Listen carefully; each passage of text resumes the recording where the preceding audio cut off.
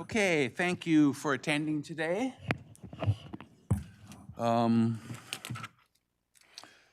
first thing we've got is the agenda. We have number 10 crossed out, right? We had the change to budget amendments, do not have any, and then we need to add item 15, labor relations negotiations.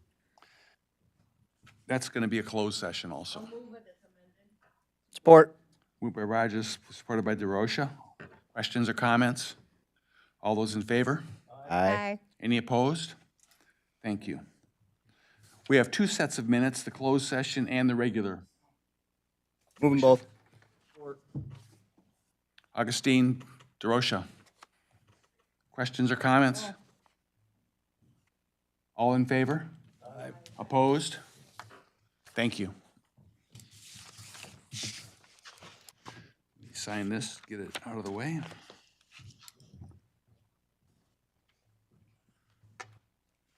All right. Now is an opportunity for limited public comment. The first of the session, there'll be another at the end of the meeting.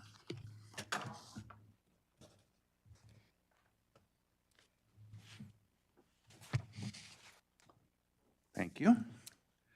Let's get started with the equalization report. Tim? Good morning. Good morning. That time of year, summer taxes will be going out pretty soon. Oh. And we got the 4029 that needs to be approved. The tax rate is the same as was last year, so that makes it pretty easy. We had no Headley rollback. So we need to move that report to the full board. Who wants to move it? Move it. DeRosa. Supported by Pearlwright. Questions or comments? All in favor? Aye. Opposed? Thank you. And then next we have our annual DDA update for all the DDA and Tifa districts. And let me break that down. City of Charlotte was that total capture of 2,334,165. So that the impact on the revenues was 12,160 on that one. Eaton Rapids was a grand total of 11,579,24, and the revenue lost from that was 60,522 for the city of Eaton Rapids. That includes the original DDA and the expansion district, and also the LDFA for the industrial park. Grand Ledge is continuing to go up. That one is at 52,740,611 for some of the new construction they've had up there. So that's at 267,987 revenue redistributed to the DDA up there. City of Potterville, we're at a grand total on that one of 10,505,418 for revenue lost on that one at 54,729. And then we've got Bellevue Village, that one's slowly creeping up, which is a newer one, is at revenue loss of 7,715. And then Delta Township, that project has been kind of on hold a little bit, talking to them. The CIA up there, so the revenue lost on that one is 70,023. It did go up a little bit, but not as much as projected. So the grand total loss for operating is 466,570. I did add the parks in there for the extra voted, so that comes out to 885,705 once you add all the extra voted. As you can see, as we add more millages for the extra voted millages, that causes the revenue loss to be even higher. Is there any questions on this particular report?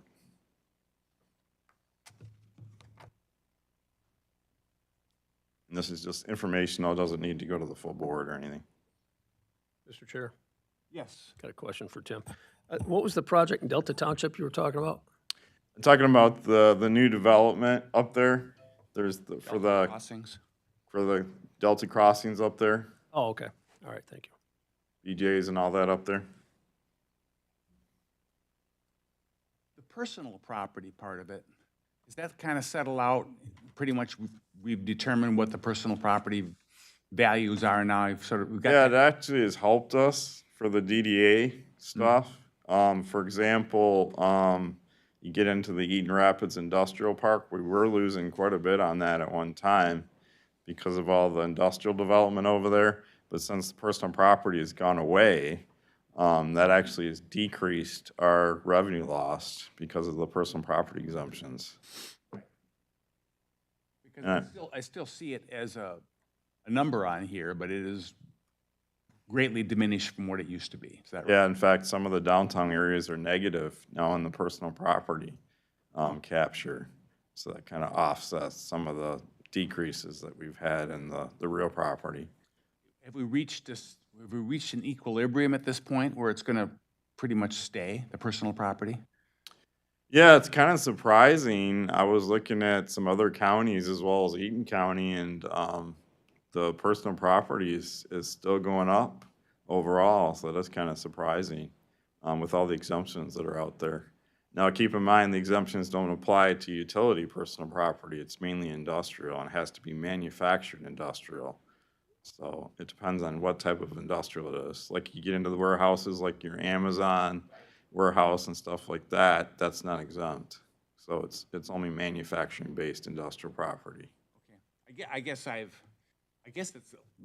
I don't really understand the law exactly who pays and who doesn't, but you're on top of it. But the exemption's pretty high. It's up to 180,000 is exempt now, so pretty much any small business is not paying taxes now on personal property.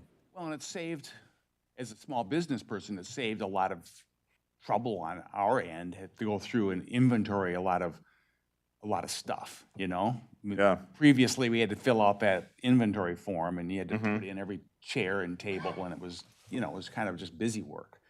And it's made it much easier for a small business.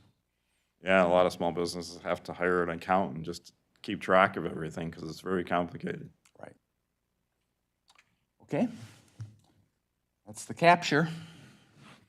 Hope everyone understands that. It's real easy to vote these things in, and then you end up, going to a different use than what you thought. Okay. Yes. Thank you. Thank you, Tim. Remonumentation. We have a lot of maps here. Boy, and we're almost getting done, aren't we? And Ron Lester is here. Mr. Lester. I think that's me. I think it is. It was at the beginning of this project anyways. I've been beaten down quite a bit. Ooh. I'm here to answer questions more than anything, but I'll give you a report first of all, so you have something to chew on. In the county of Eaton, there are 2,701 section corners set in the original government survey. That's a lot of corners, and since they were set in the early 1800s, most of them have been damaged, moved, buried, scraped out by the road commission, whatever. The remonumentation program was put in statewide. Every county in the state's doing this. They're allocated money every year from the state of Michigan, and they get a budget then set up on how much that allocation is. Some counties put in some money to add to how quickly they'll get done.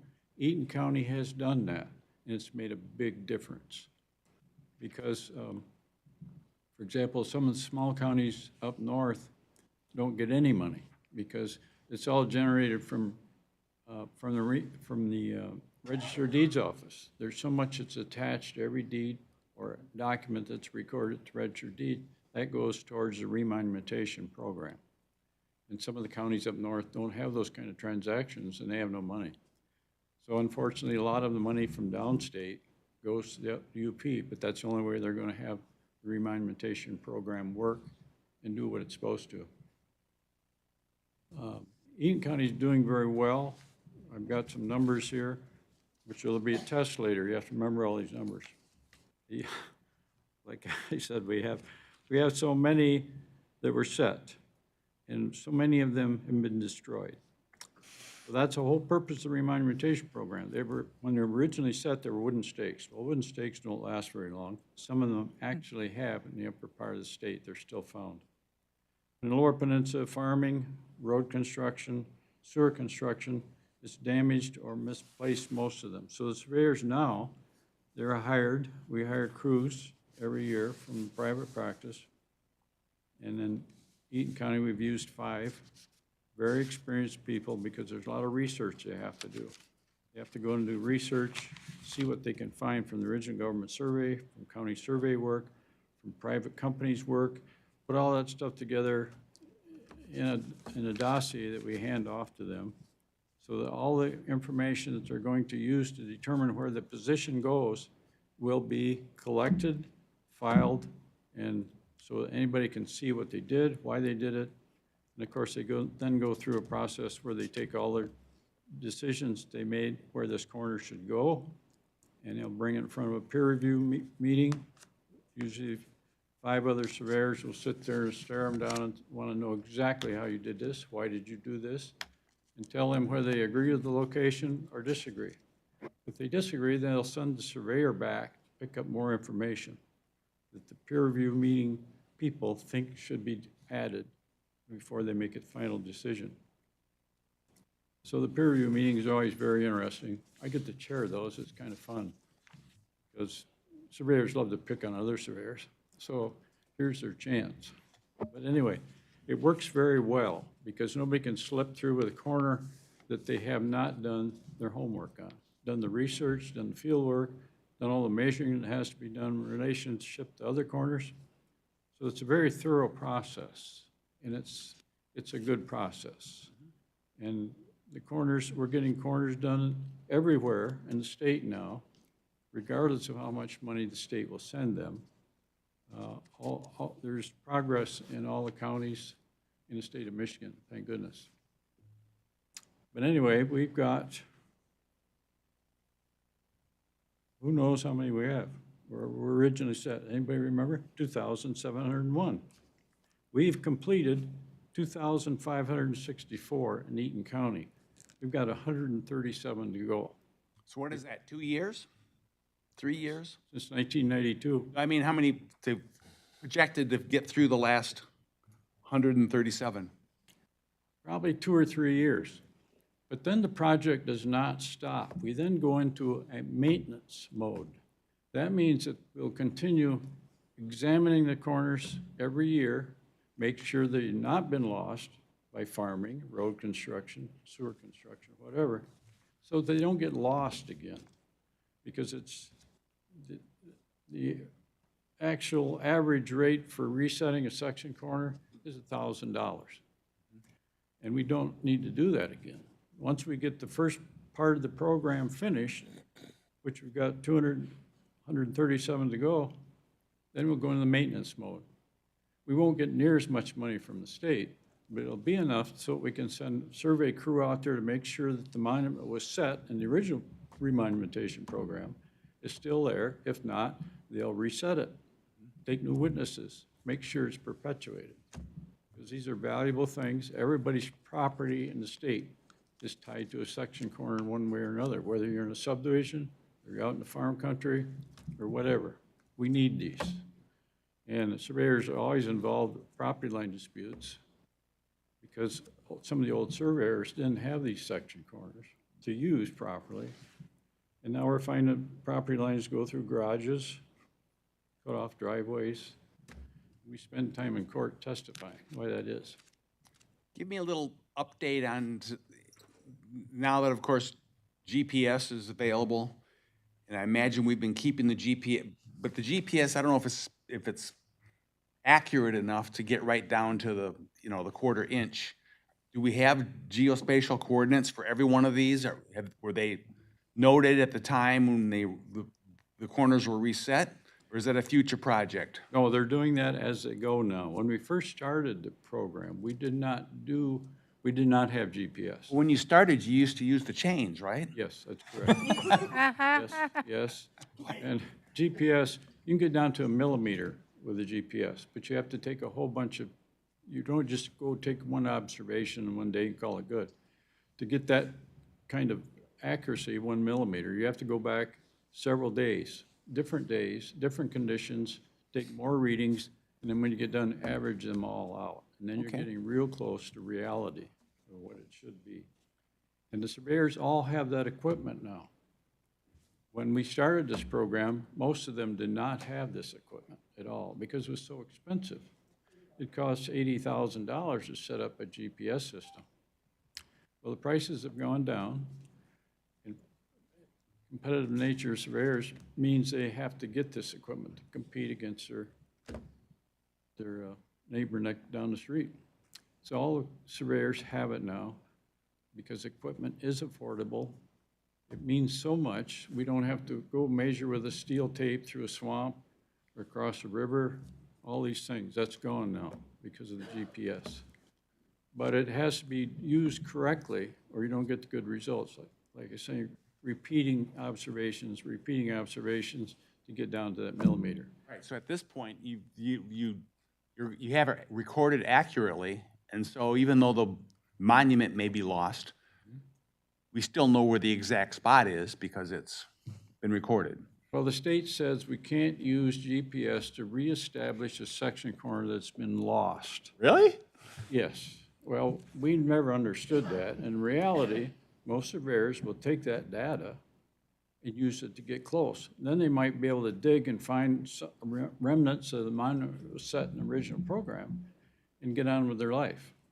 And then, because in reality, why take all this GPS observations if you're not gonna use it for something that saves everybody a lot of time and money? And surveyors don't quite understand that, but then there's quite a lot of things that the state does that we don't quite understand. Maybe you guys understand better than I. We've got 137 to go. We'll be doing 57 this year. So our number's gonna drop dramatically. But like I said, when we get done resetting these corners that have been lost since 1800s, then we'll start a maintenance program. So we perpetuate those. They don't go away again. And that's a very important part of the program. And Ingham County has started that. They've always got a lot more money than Eaton County has, but they've started the maintenance program. They just will be starting it this next year. And I'm involved with that, so it'll be interesting to see how that goes. But we think a lot of the corners will be lost because of construction, widening of roads, and farmers, of course, have to go where they have to go. And if it goes over a section corner and gets plowed out, so be it. We understand that. We can't go tell farmers, stay away on their own property. So that's a problem we've always had.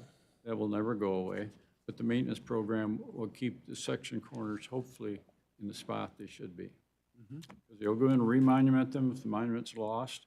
Then they'll file a new form, because the long form has to be filled out and recorded of all the data. And we will do that in maintenance again when we go back and look at the corners. The surveyor will go back, look at the corner, see how good a shape it's in. If it's in bad shape, he'll reset it by whatever means it takes. He'll then run all that through the peer review meeting again. He'll have the other surveyors look at what he's done, make sure that they're happy with what he's done, and agree with where he set it. So these section corners should not disappear again. That's the whole purpose of the Remon program, and it's going very well. Okay. Any other questions for Mr. Lester? Yes. You piqued my interest here on the meander corners. Can you tell us what meander corners are? Meander corner was set when the original government surveyor was running section lines, and he ran into a body of water. There they would set what's called the meander corner, because that indicates it's monumenting a water's edge where it intersects with a section line. Because the section lines were done, they had a procedure for doing section lines, and whenever they came to a body of water, be it a river or a lake, then they would set a meander corner to mark where that section line stopped at the edge of the water. So another surveyor could come along and figure out how that line got there. If there's a piece of property right at the edge of the water, how'd that line get there? And what was he using? Well, the surveyor was using a meander corner. Some of those lasted, most of them did not, because there's always people that buy waterfront property, they're gonna improve it. So there's a lot of those been set. We've set about meander corners, 88 of them in Eaton County. There's still a few to be reestablished yet, but they're a lot more difficult.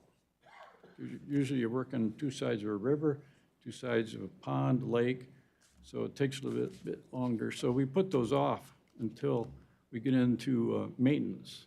If there are any left to be done, we will address those during the maintenance part of the program.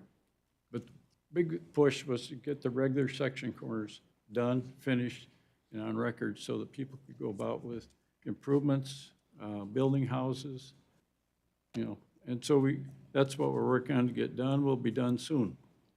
I don't know when for sure. It depends on the weather. Everything depends on the weather. The surveyor's been held up this year because of the rain. And of course, if the farmers start farming, they don't want you walking across their property. And a lot of this stuff's off-road. So, especially when it's raining and it's muddy, access is difficult, especially when you're carrying all this very heavy, very expensive equipment around, getting observations. Thank you. Okay. And I'll give a plug, if you're interested in this kind of stuff, because a lot of us are. There's a museum down in Lansing next to Impressions 5, that's the Surveyors Museum, It's closed. and it's closed. So it's a bad plug. Not There used to be a museum down at the corner there. Must be you're the only one interested in this stuff.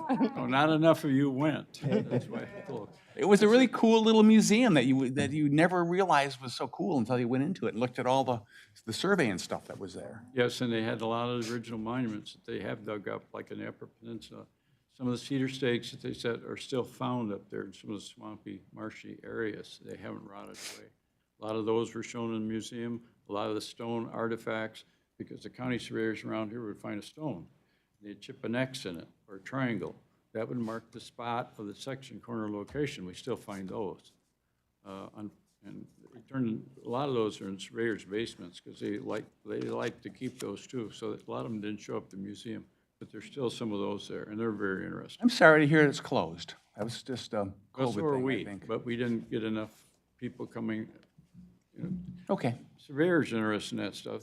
Most of the people walking around really don't know what a surveyor does. They think it's a guy taking pictures out in the middle of the road, which everybody thinks, why are you taking pictures there? No, we're exposing ourselves to traffic to take distances or whatever to determine a property corner. But anyway, it's unfortunate. Yeah. But there's a lot of stuff that still remains that's been put in storage. And So maybe someday you'll reopen it. hopefully, yes. Okay. Thank you, Mr. Lester, and it's a pleasure having you here today. It's been a couple of years since we've seen you, and keep up the good work. We really How appreciate am it. I looking? It's been a couple of, Well, it's been a couple of years. oh, never mind. I think you can say the same about me, eh? Question. Sorry to ask that. But we're making good progress. It won't be long before Eaton County has all the original corners put back in, and then we'll go to maintenance to make sure that they stay around for people to use and for progress and all the things that come from. Thank you, sir. Jeannie? Here's going to say something, Mr. Lester. My sister's side of her lake, Lake 13, it's up by Clare area. Somebody had a problem, so then they had surveys done here and there. They've got people's bedrooms that aren't there, you know, halfway down the bedroom. They've got, just like you said, driveways, fences and shrubs in the wrong place. It's crazy. I just seen it Memorial Day, so I know what you mean. Well, it's unfortunate because many people don't want to pay for a survey when they buy a piece of property or are going to build. They don't want to, it's an extra expense. And sometimes it's expensive because before, a lot of these corners were gone, and the surveyors had to go out and reestablish them themselves at their own expense, and sometimes the survey was more than some of the improvements were going to be made. That's why this program's so important, because it cuts that out. People don't have to pay that expense because it's being done now. But I've seen property lines go through houses. That's what it's going, it's truly up there. I don't know what they're gonna do. They got a mess. And like surveyors, many times you'll be out running a property line and a person will come out and say, well, that's not where the line goes. And then first thing you say, well, let me see a copy of your survey. Oh, I don't have a survey. That's what a realtor said it was. Well, if a realtor said it was, you can take that with a big grain of salt because and if a realtor's in there, but realtors are there to get their fee, their commission, and get out of the way. So they're gonna help the client in any way they can. If he has to tell them the property line's over there, that's probably what he will do. And people make assumptions. They say, well, the fence was there, that must be the property line. No, fences move all the time. Ask any farmer. No, it's true, because I learned that at a very young age. A lot of surveyors give a lot of credence to a fence. A fence, when a farmer moves a fence, he doesn't take the old fence out and bulldoze down the line and put a new fence in. No, he moves over 3 or 4 feet, puts a new fence in. He doesn't want to do all that work of clearing. And I learned that at a young age, that fences can be very mobile. So you can give them a little bit of credence, but you don't rely upon them completely. All right. Well, thank you, sir. You're welcome. Anytime. Okay, human resources. Mr. Dawson. Good morning, everybody. So we'll jump right into the positions update. We filled 4 positions this month.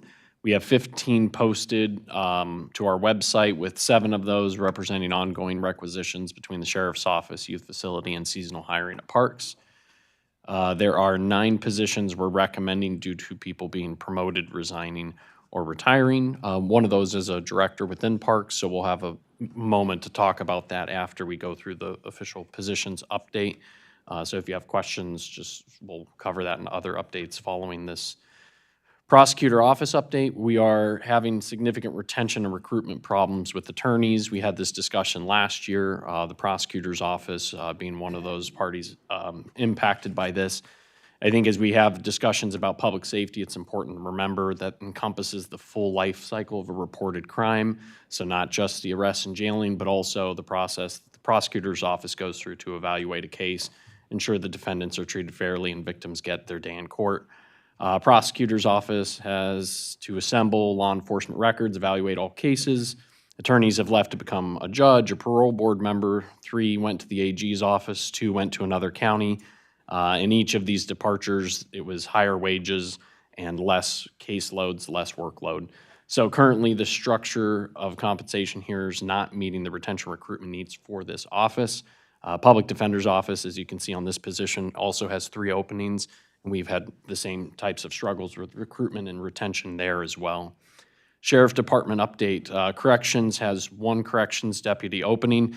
We had another resignation that came in late last night, so it's not on the form, but we'll probably report that out at next month. So there's 2, but they're confident they'll be able to fill these openings for corrections deputies.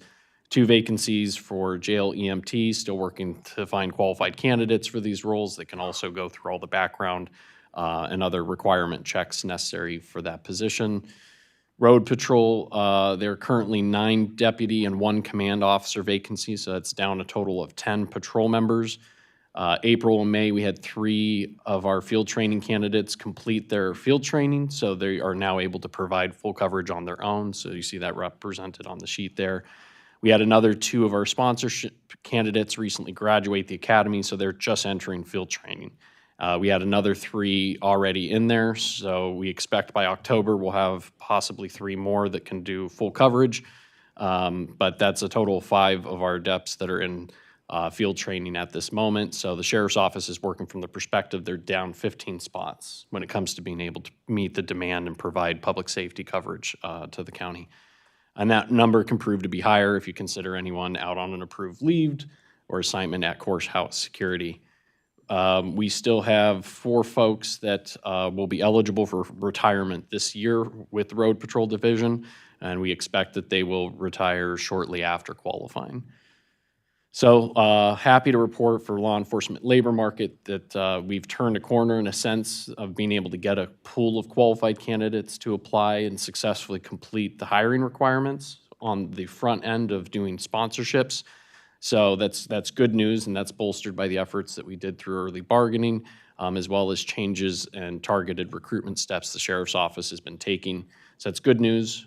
We still have to continue to evaluate if our changes during bargaining impact our ability to retain folks in their first 3 to 4 years, so that we continue as we put people through the academy, they stick around with us long enough.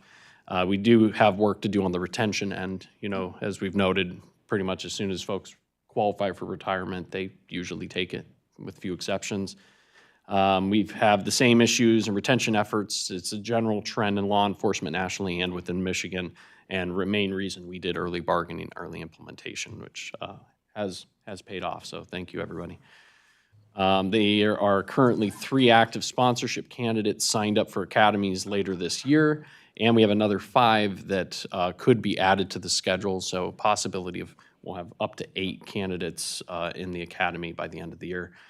If these 8 are evaluated and go through the academy successfully, then like a tentative completion for FTO for them for field training would be April or May of next year.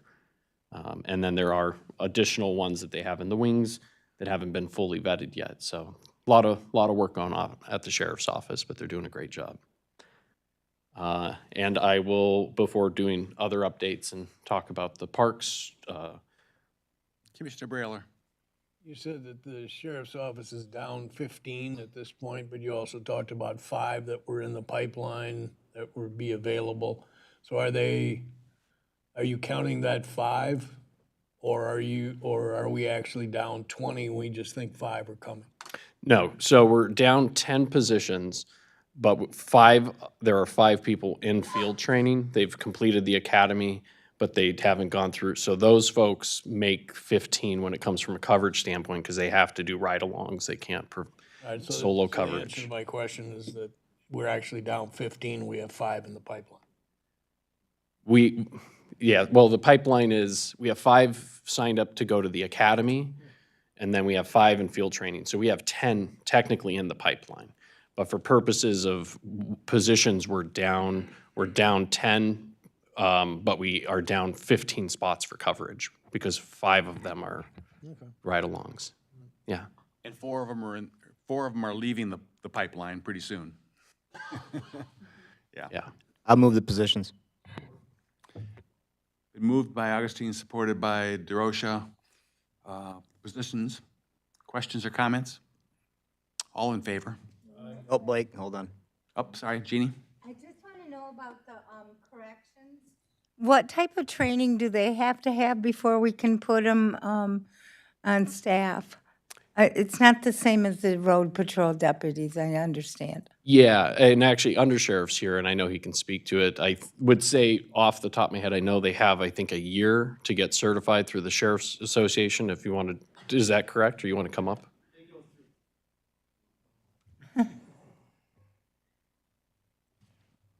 Saw you perk up with the No, I question. want your input.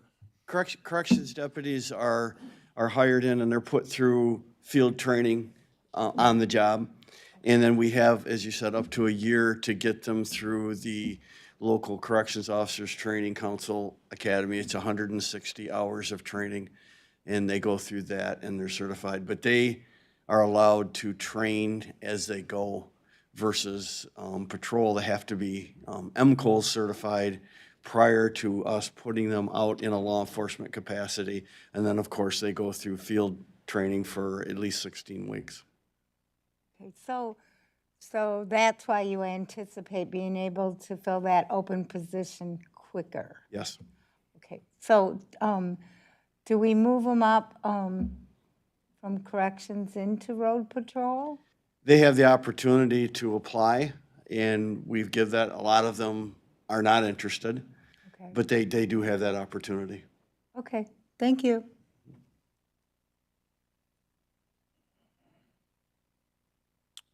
Okay, the motion on the floor is for the report. All those in favor? Aye. Opposed? Thank you. Okay, now we're talking about specific positions. Yep. So wanted to make note, we did have a good discussion in the policy group for Public Works and Planning Committee, but wanted to discuss it here because so many of you serve on this. So we do have a Parks Director vacancy. We have posted that position. We're in the process of putting kind of a detailed ad out that will begin facilitating around different hubs where parks people tend to congregate, natural resources, DNR-minded folks. So hopefully we can attract somebody to help carry the torch and continue the development and redevelopment of our parks. In the interim, we've set up where we've broken the functions of parks up by administrative operations, programming, and other, and we've delegated those. So Chad's been instrumental in taking over the operations piece and directly coordinating with staff so that we don't lose the momentum that we've been building up to. Ethan Jacobs, the naturalist, is there for the programming, and Claudine Williams and myself have been working closely with him. And then other issues that come to the controller's office, and Melissa and Claudine both are helping to cover administrative gaps that might exist. So our goal is to make it, from the public standpoint, that there's no stop of service, and that we're able to continue moving forward on the bigger projects that are in the pipeline.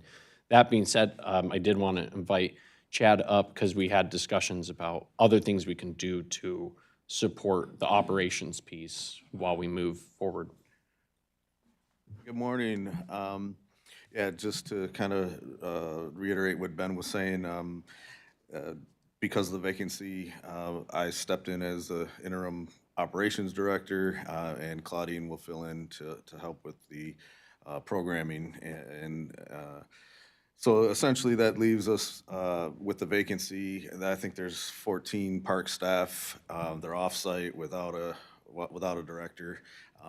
And though the staff has stepped up, being our naturalist and maintenance supervisor, it's really out of their role to administratively, at an executive level, support the park. And it's not part of their, some of their, not really their wishes to get involved with some of that stuff. So in the interim, I'll handle that. So what does that do for facilities side, right? The maintenance here at the complex. I just logged my payroll here before I came in here. I think I had 20 or 24 hours dedicated to parks in the last 2 weeks. So obviously it's pulling me away a little bit. I would like to recommend or propose a consultant to assist with some construction management for some of the projects that we have in the works that I need to get off the ground that are going to be pulled away during this interim. My ask would be $30,000 to bridge the gap over the next few months. That would get me some assistance a couple days a week. And after we fill the position or determine what the direction will be, then we would end that agreement with a consultant firm. You want a consultant for the parks or for the complex? For the complex, for any projects that need, we've got the shooting range renovation at the sheriff's facility, shooting range. There's a animal control, fire alarm, all the things that just getting them kicked off and managing them from a project management standpoint. It wouldn't interfere with my staff. There'd be no hands-on. It would just be management portion that would fill the gap of what I'm doing. How many hours do you and Melissa have into this thing? I could get that together. I would say I have a significant sum, but I also, being HR as well as deputy, there are other complexities that I have to manage through the process, but quite a few. Melissa, how many hours do you have? I can honestly say I don't have very many. However, Claudine and Logan Bailey have both stepped up and have put a significant number of hours in for things on their side, so. And I would just add to that this is only the last couple weeks, so it's gonna continue to grow until we can fill this vacancy. You think you're doing about a day and a half, just parks now? I think that's fair. Day and a half, 2 days. So, on a big picture wise, when you look at operations and grounds maintenance and facilities maintenance, the parks are part of the facilities and grounds. that's always been done on the parks side only and not with the complex maintenance director. Is it more efficient to merge those things together, or is it better, was the old model better by keeping them in their own little silos? What are your thoughts? You want to speak to that, or So- my thoughts? I mean, you're asking my thoughts. Do you want to speak? You want to speak to his thoughts? I want your thoughts on We've that. actually, we've discussed this You're not at home. internally and do think that it would be a good move and efficient. It would take some restructuring, obviously, and some additional staff changing some of the staff roles with the current staff that we Yeah, have. you've got but it- guys mowing out here, and then you got, before we had another set of mowers and guys over there doing essentially the same kinds of things, but all under different directors, so, okay, I'm just curious. Connie, what do you say? Well, I will say that when we have this discussion, if we look at parks and the parks millage as a whole, and trying to move forward in parks with programming, operations and maintenance doesn't allow the director to take a lot of time to spend on putting together what we want to implement in the parks and what this board wants to do. So the thought process, and in looking at some job descriptions for other parks, they do have their maintenance and operations separated. So in having this discussion, what we'd like to do is to pursue looking into transitioning operations and maintenance over to Chad's department. So that's the discussion we've had. We just need the authorization for you to move forward. We don't want to waste time if you don't think that that's, a good solution. But again, I will say with Public Works and in relationship to the Parks Work Group, we've spent a lot of time and effort trying to get things moving in parks. And I don't think that we've been that successful in the current model. So if changing this over allows us to really work on parks wholeheartedly related to parks and a system versus maintenance and facilities, I think it makes sense. So that's what we would like to look at. Start with Commissioner Brailer. Thank you. In terms of your suggestion about bringing someone in here to kind of oversee the management, I guess, of the complex, you've got Ben, evidently he's putting a lot of hours into the parks. Now, I don't know how you separate what is HR and what's not. I mean, I'm sure you could. Melissa's putting minimum hours in. Claudine and Logan is evidently putting a lot of hours in. Wouldn't it be more appropriate or maybe even fiscally responsible for us to find somebody to interimly manage the parks until we get a full-time director, as opposed to doing what you're suggesting? Well, I'm sitting here wondering if that's even, if there's an organization or somebody out there, whether, Michigan State Extension would have somebody that might be, they could lend us or whatever. I mean, we got 5, and I'm sure Connie's putting hours in as well. So we've got probably 5 or 6 staff that are working, it sounds like an awful lot on parks. And we've been told for months and months that these people are way overworked as it is. And so rather than bring in somebody for 12 hours a week to kind of look at what's going on the complex, we got a day-to-day problem in parks. Is it worth our while to look and see if there's some way that we can put out an interim contract to have somebody manage the day-to-day operations of parks until we can get a full-time director? And I think my answer to that is we determined we need to do something now, right away with stepping in and filling in the gaps. I understand. So that's, I just wanted to keep things moving so we're not here at wintertime and still don't have the shooting range complete. And that's just one example. I mean. No, I understand. I mean, from that standpoint, I mean, if that's the route we're going, But then I wonder what other things aren't being covered at this moment because you're all working on parks.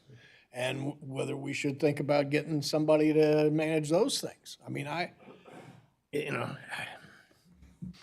don't know how long it would take. Maybe you have somebody in mind to. I have a few. Yeah, all right. So that would speed up the process, but it seems to me that that's just a piece of what appears to be a significant problem in terms of time management for our entire, pretty close, it sounds like, pretty much the entire staff. So, Mr. Dawson, just give us a quick timeline. I'm assuming we're going to put out a request for a Parks Director, do the interviews. They'll have to give notice. We're probably, the soonest we can hope to have that position filled would be the end of the summer, which is pretty inconvenient. I would say, yeah, we wanted to do a similar process that we did when we hired a communications director and the resource recovery director. So we'd get a pool of qualified candidates, rank them, and then do an administrative interview and an elected interview, and give them an opportunity to, say, solve a problem or do a pitch to the board about what their vision for the department would be, because we want to hire the right person. Right. To your point about timing, I would agree. I'd say also it's been up for about a week and we've only got about 4. There are 2 pieces to that. As the position exists today, it's heavy-handed in facilities and maintenance and programming. In some ways, you have a lot of people that are passionate about programming and strategy, and then you have people that are good at maintenance, and they're not always the same bag, if that makes sense.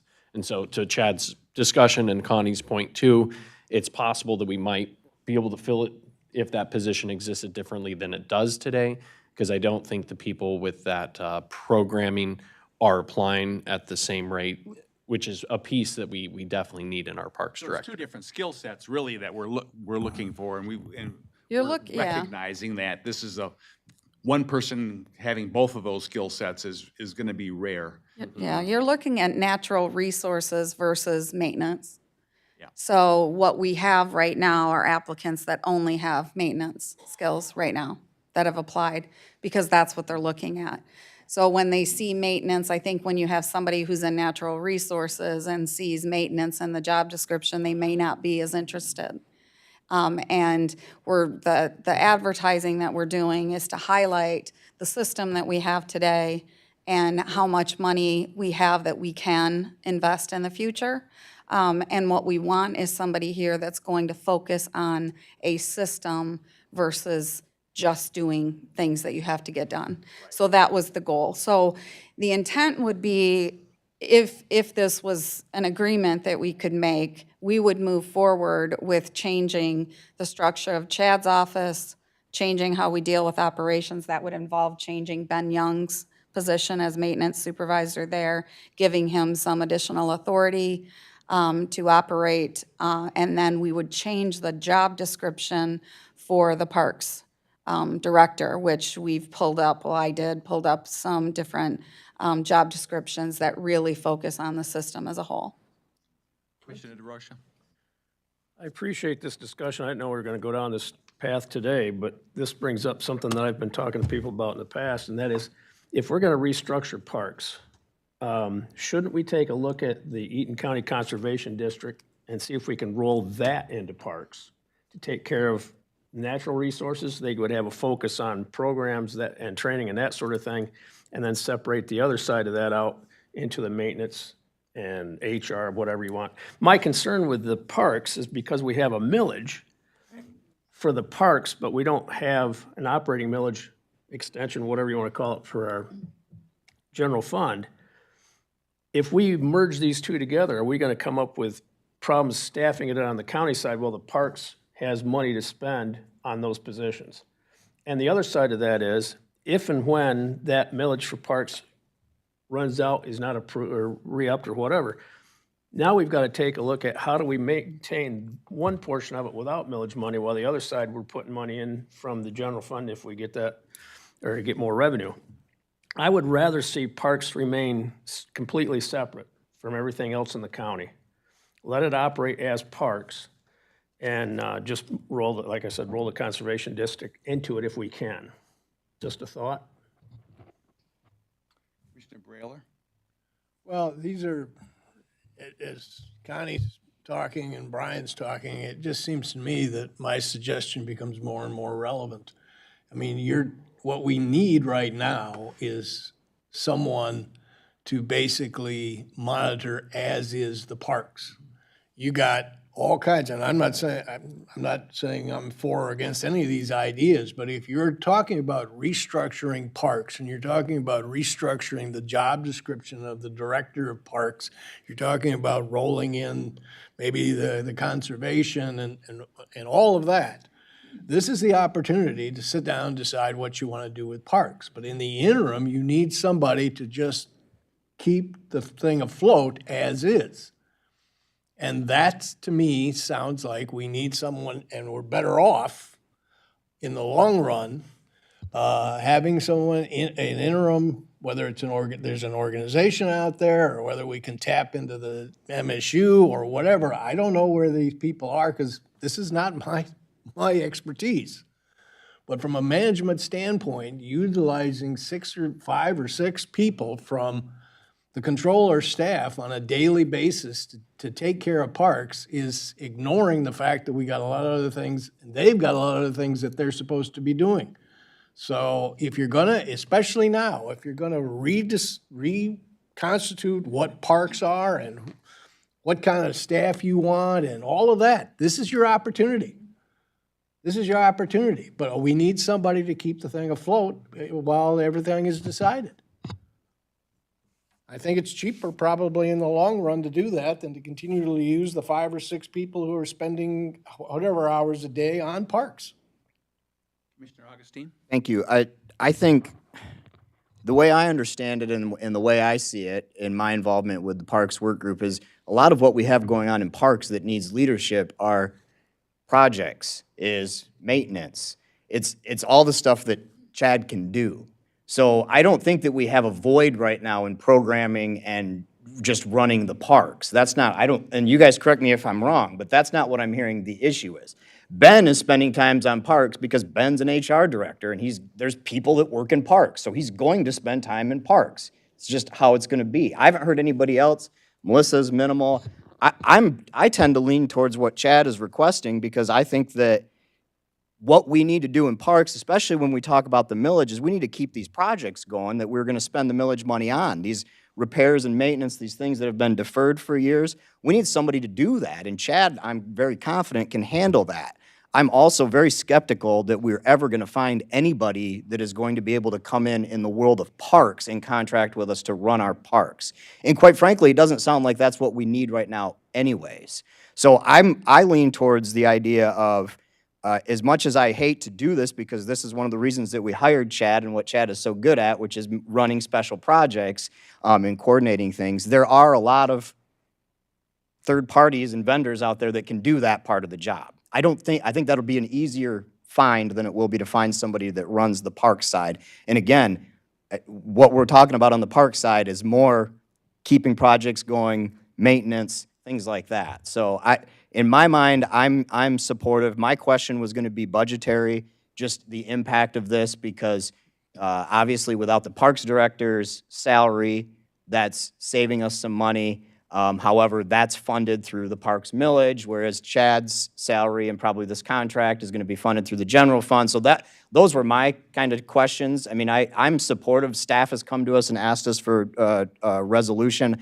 I agree with the resolution, so I would be supportive of it. I want to talk about the budgetary side of it, which is what we're here to talk about. So what we've done, which this is the first payroll, we have charged Chad's time that he has spent thus far to parks.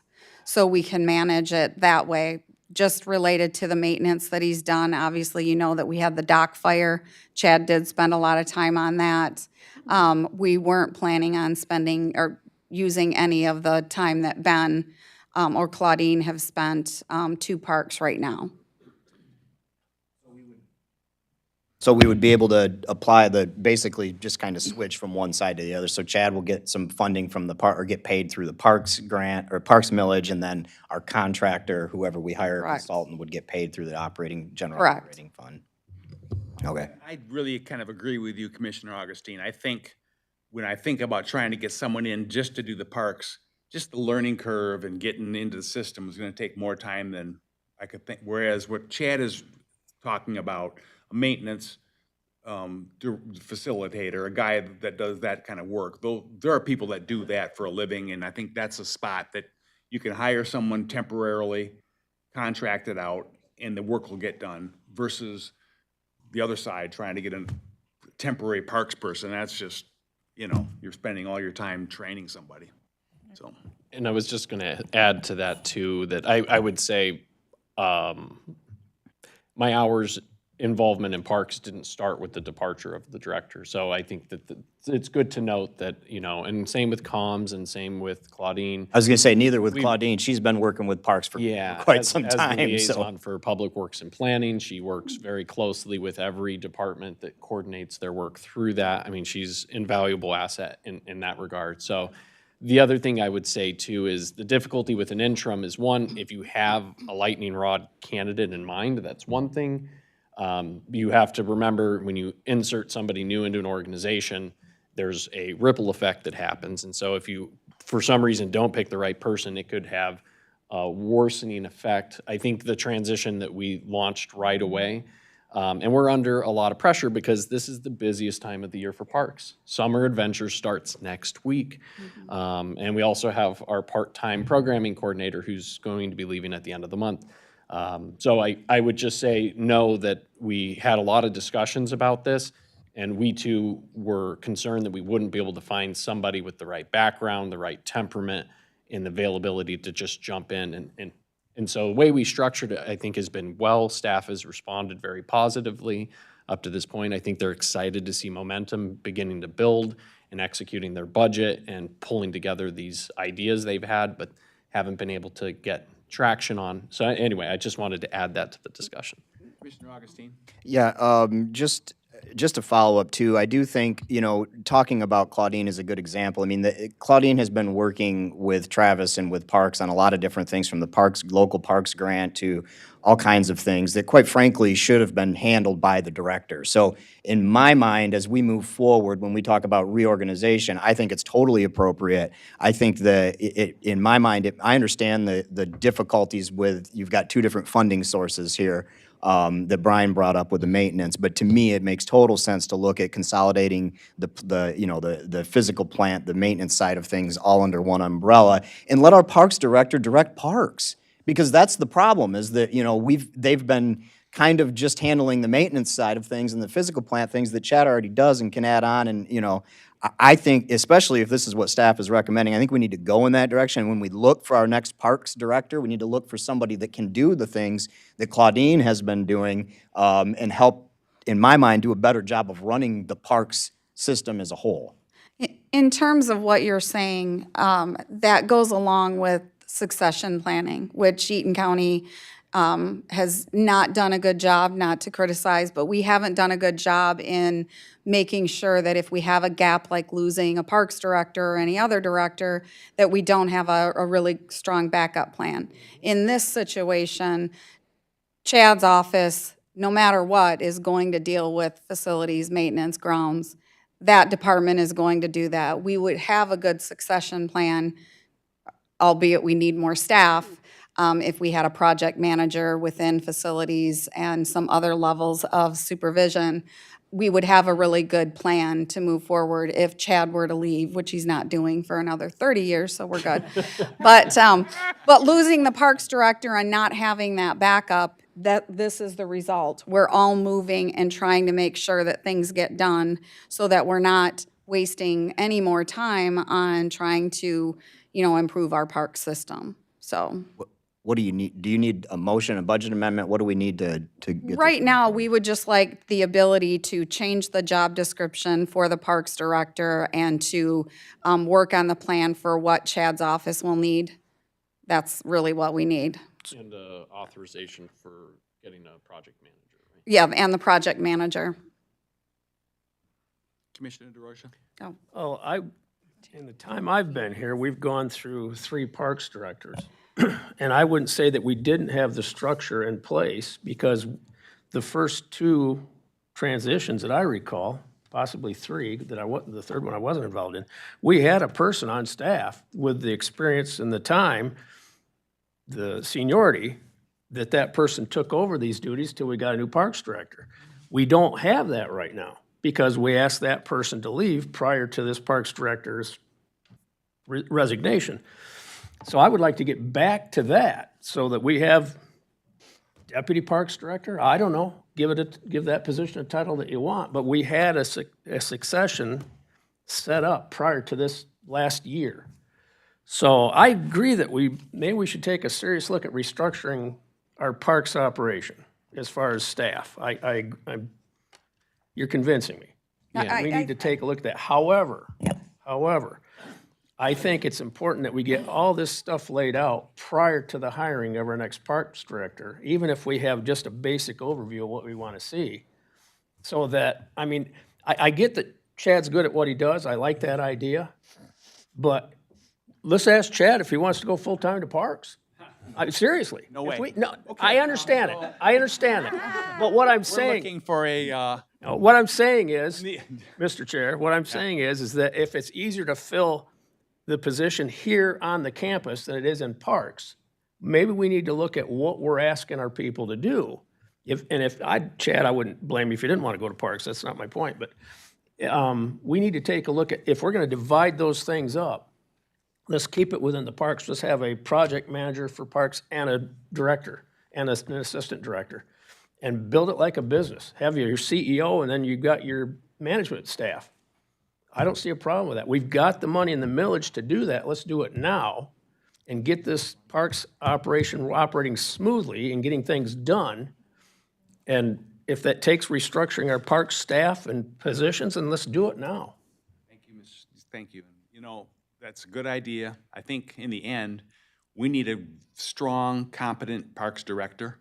And when that person is in staff and in place, I think that person will be involved in organizing what they're gonna be in charge of. And I think we're going there. We need a person that can run our parks, our director that really has the skill sets and the abilities that are necessary for for the future. So I'd love to make a motion to move this forward. I just am not. Yeah, we need to get going here. Jeannie, quick. Quick! I know everybody else has talked too long.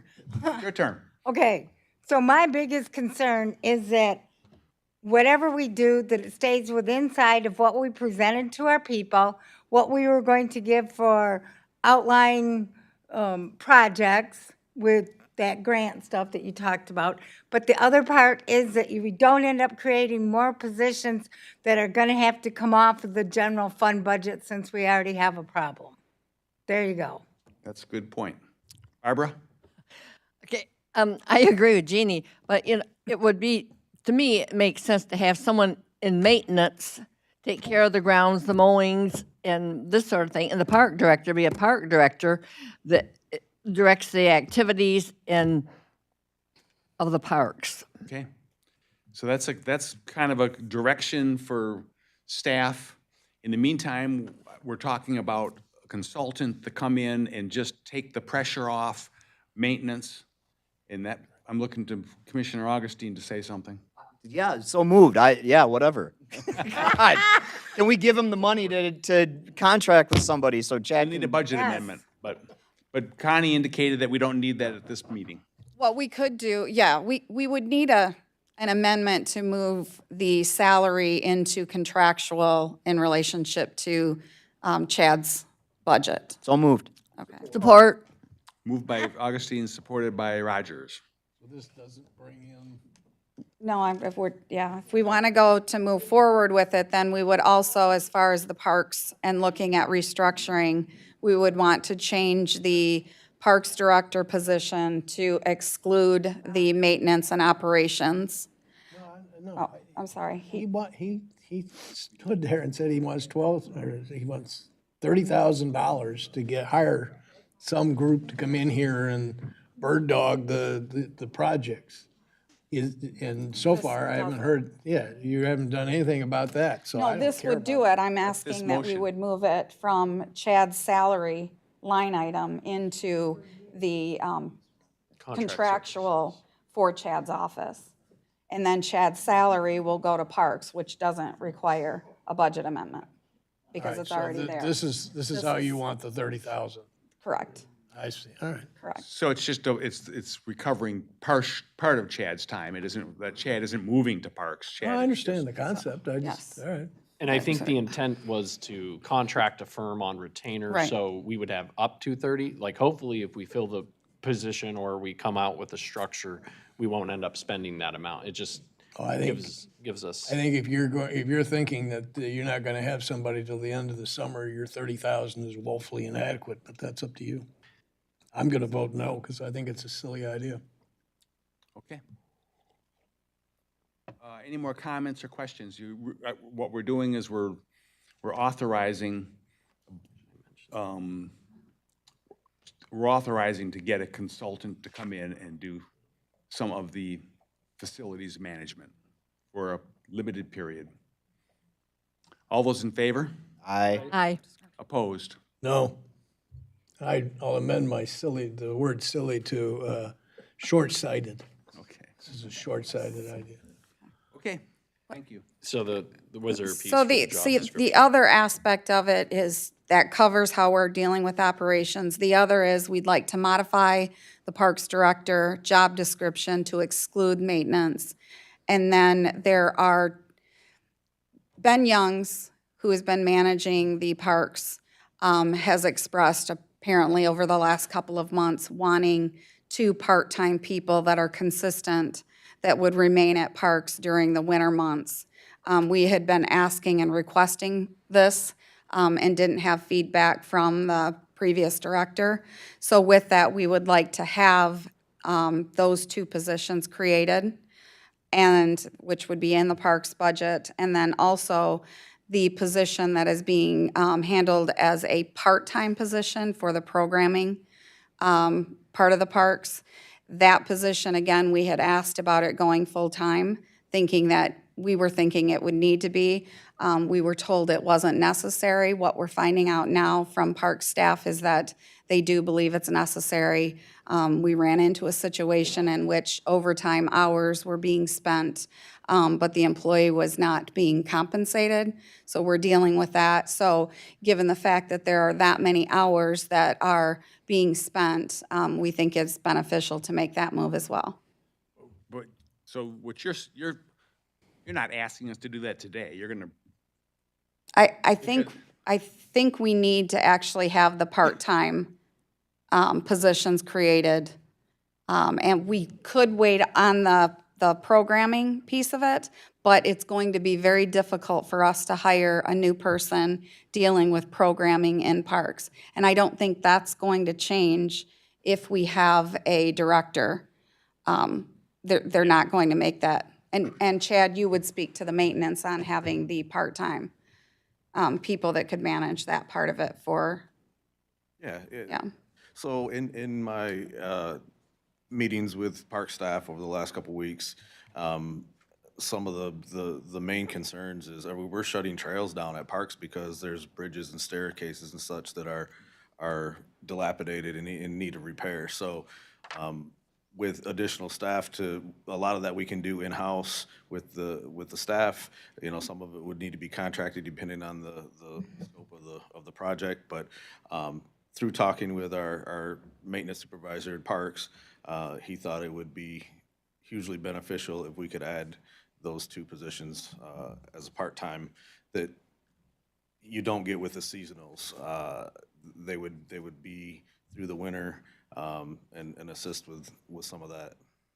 I just think this is, I like the idea. I don't have a problem with any of it, but it's irregular how we're doing it. Basically, we're looking at personnel changes, we're looking at a policy, we're looking at a new policy description, and it, you know, it's all came up, you know, and the end of a conversation. I think that we need to follow the usual process, which is we've got something presented and we can discuss it along the lines of what I'm not against it at all. Right, right. It's just that I want to follow the way we always do it instead of coming in at the end of the discussion and saying we need, you know, 3 part-time FTEs because So I just. Yeah, tell me. We do have it under new position reclassification request, which will come out way under the agenda. It's the annual review process. For the So budget. For the budget, I think Connie wanted to have it mentioned here so we wouldn't get there and people would be like, Okay. oh, we just had a long.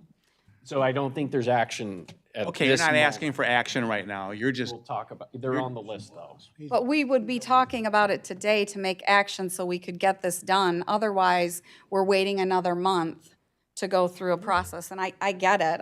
I mean, we don't want to do it this quickly. We're just struggling with the fact that, I mean, we have a Parks millage. And, you know, to wait and hold off on anything is a little bit scary in terms of what's going to get done, so. But okay. Take your we pick. can wait. We can wait. We can wait. Commissioner DeRosa. I am opposed to removing any duties from the Parks Director. I don't care if he's not the hands-on guy, but anything pertaining to parks, maintenance, development, whatever, should be under his purview, not somebody else's. Now, we can have a contract between the county and the Parks Department to get maintenance done, fine, I don't care about that, but I think the directorship of everything should remain in the responsibilities of the director. The other side of that is, we have one in particular park, Crandall, that we have to develop. And part of that will require a discussion on maintenance of anything we do. So to take that away from the director, I think is just a bad idea. So I would say at this point, we need to come up with the job description we're gonna have for the new director and divide up his responsibilities between two other directors, one for maintenance, one for parks. That's why I think it's important to get Conservation District involved. We may find out that our events coordinator comes out of the Conservation District. I mean, there's a lot of programs they do, but because they're controlled by grant money, they can't do them. I think it would be the perfect opportunity to bring them into parks so they have better funding to get some things done. Plus, we've always involved the Conservation District in the invasive species stuff. So why not incorporate them into our parks? So I think there's one person right there that might be considered for maintenance also. Commissioner Brailer, going this way. Well, I was just gonna say, Might not get it to me. sounds to me like we have two different things going on here. We've got the house is on fire and oh my God, we gotta put out the fire. And so somebody thinks we need a part-time person, so we gotta quickly hire a part-time person. We've got other people who are, including staff, who are suggesting what I consider to be significant changes in terms of either how parks is developed, how parks are run, all of that. Do it once. I mean, this is, I said it before and evidently I'm very inarticulate. But, you know, this is the opportunity to sit down and figure out what you want, how you want to put it together, and do it once. Coming to us at the end of a meeting and saying, we got this great idea for today. Do it once, get it done, figure out what you want, and you've got, you know, different ideas here. But I'm opposed to what appears to me to be, you know, the Chicken Little, the sky is falling and we got to do something today sort of thing. Because you're gonna come back in another month or 2 months or whatever with a grand scheme, and who knows how that's gonna change. Sit down, figure out what you want in terms of the future, from parks, whether you wanna consider Brian's ideas or not, or whatever, and come to us once with a finalized plan. The fact that there's millage money out there shouldn't even enter into it. Jeannie? Terrence? So yeah, I'm with Joe as far as I'm not in favor of making. We're talking about getting a new parks director, but we're talking about completely changing the makeup of the parks without even having the director here to talk to him about it or her about it. And I don't think that makes a lot of sense. I mean, I understand and I appreciate, and I had a good conversation and good discussion with Ben Youngs the other day. I think we're lucky to have him in the parks area. I think we're lucky to have our naturalists. I think they're going to do a good job of helping to fill in the gap. But I do hesitate to, we've got a director that just left, and now we're gonna jump at the, the whims of the other people in the department to hire more people and put more staff. We may need them. I don't disagree. If there's stuff that needs to be done in those parks, we need to get it done one way or another. But we never heard anything about any of this before, which was part of my problem with the previous parks director, because we tried to talk about this before and we never got that. So I'm hoping that when we hire a new parks director that we'll get that from the parks director to actually have some vision and try to figure out what level of staff they need. But to do it now without that person in place, I think would be premature. I would be open to the idea of, quite frankly, I'm more open to the idea of making the program coordinator a full-time position, because to me, I agree with Ben 100%, we're never gonna hire anybody and keep them in that role at a part-time position. It's just never gonna happen. And if, as we continue to, I would rather see us utilize the money from the Parks millage on programming as opposed to adding another layer of bureaucrats. Let's add a deputy parks director. I mean, come on, guys. We're not gonna use Parks millage money to add more staff unless they're out on the boots on the ground getting shit done. So this is just, to me, I'd be more open to the idea of moving the part-time position to full-time to get that, because that's my concern. After a month, we've got a summer camp, we've got a summer worth of camp that's filled, and we don't have a program director in that position. So if you're asking me to do anything, I would support moving that to full-time. Come back to us next month with some list of all of these maintenance things that we need to get done that we can't get done with the existing staff, and maybe we can talk about it. But I'm not in favor of adding 3 new positions or making. Want to add a deputy director, that wasn't. That didn't come from staff. Right, Let me right. be clear, that did not come from Yeah. staff, I understand. But it came out in this meeting, and that's infuriating to me. That's not what we passed a Parks millage for. It would be irresponsible to just add more bureaucrats to the organization.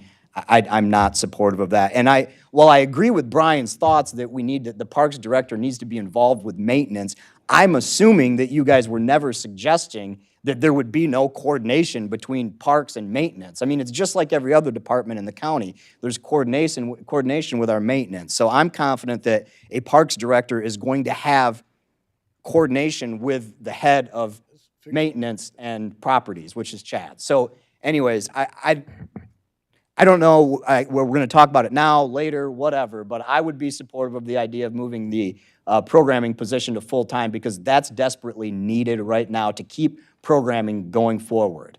That works. And so moved, I would move that. Support.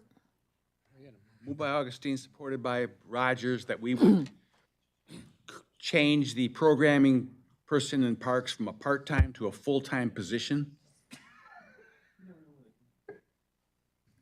Comments? Like, isn't that what Jackie was? Jackie was. No, No, no. She was never full-time? Yes. she was a naturalist. She wasn't the programming person. And Terrence, I appreciate your sentiments. I think they're right on. And I- about my little tantrum, just came up out of nowhere, but. No, and that adds to the pressure of the moment that we've got the summer camps starting next week, and our previous program director said it's all covered and it's all good. I'm not really very comfortable with that, I mean, I hope she's right, so. The one thing I'd say is just know, this is a lot of information and it's coming quickly, but it's also coming quickly to us as well. So, and I want you to know that in our office, we've tried to have these discussions months and months in advance. So if it seems like there's a lot coming, it is, but that's generally what happens when a vacancy opens up and you start having conversations with people that you weren't hearing from before. So we will do the best to continue managing through that, but just know it may be the first time it's being discussed here, but it's not the first time we've tried having discussions on these topics. And I really appreciate that, because our parks director, shouldn't be a guy out there with a chainsaw, moving wood around all the time. We need someone that's gonna have a vision, and that's gonna have director abilities, and they're gonna have personnel skills. We need someone that is a qualified director. We're paying good money for this, and no. And so, this is a very important job hunt right now, and it's a position that's really important to fill. And don't want to reshape the park before we have a person like that engaged in some of the direction. I think that would be the responsible thing to do, so, anyway, Wait, yes, Jeannie. okay, not right now with me seeing the parks budget from the millage. There's enough money in there to make this person from part-time to full-time with benefits, right? Yes. Okay, I just wanted to make sure that we were staying on track with that sheet. And with so many part-time positions, they're just difficult to fill. You know, if you're looking for someone that you want to grow a program and you only working them 20 hours a week, you know, who are you trying to fool? Right. They're just Band-Aids. Commissioner Brailer? Well, Uh-oh. this is a perfect example of what I'm saying we shouldn't do. All right? We had these people here at Public Works and Planning. They indicated that those camps are fully taken care of this year. Changing the person to full-time this year isn't going to do a thing in terms of, at least what they told us, in terms of the camps at this point in time. So it's, you know, what Brian referenced is we used the naturalist, if I recall correctly, to cover while we sought a new parks director in the past. We had someone who was there, had been there full-time, had been there 20-odd years or whatever, and she stepped up and basically did some of those responsibilities, if not all of them.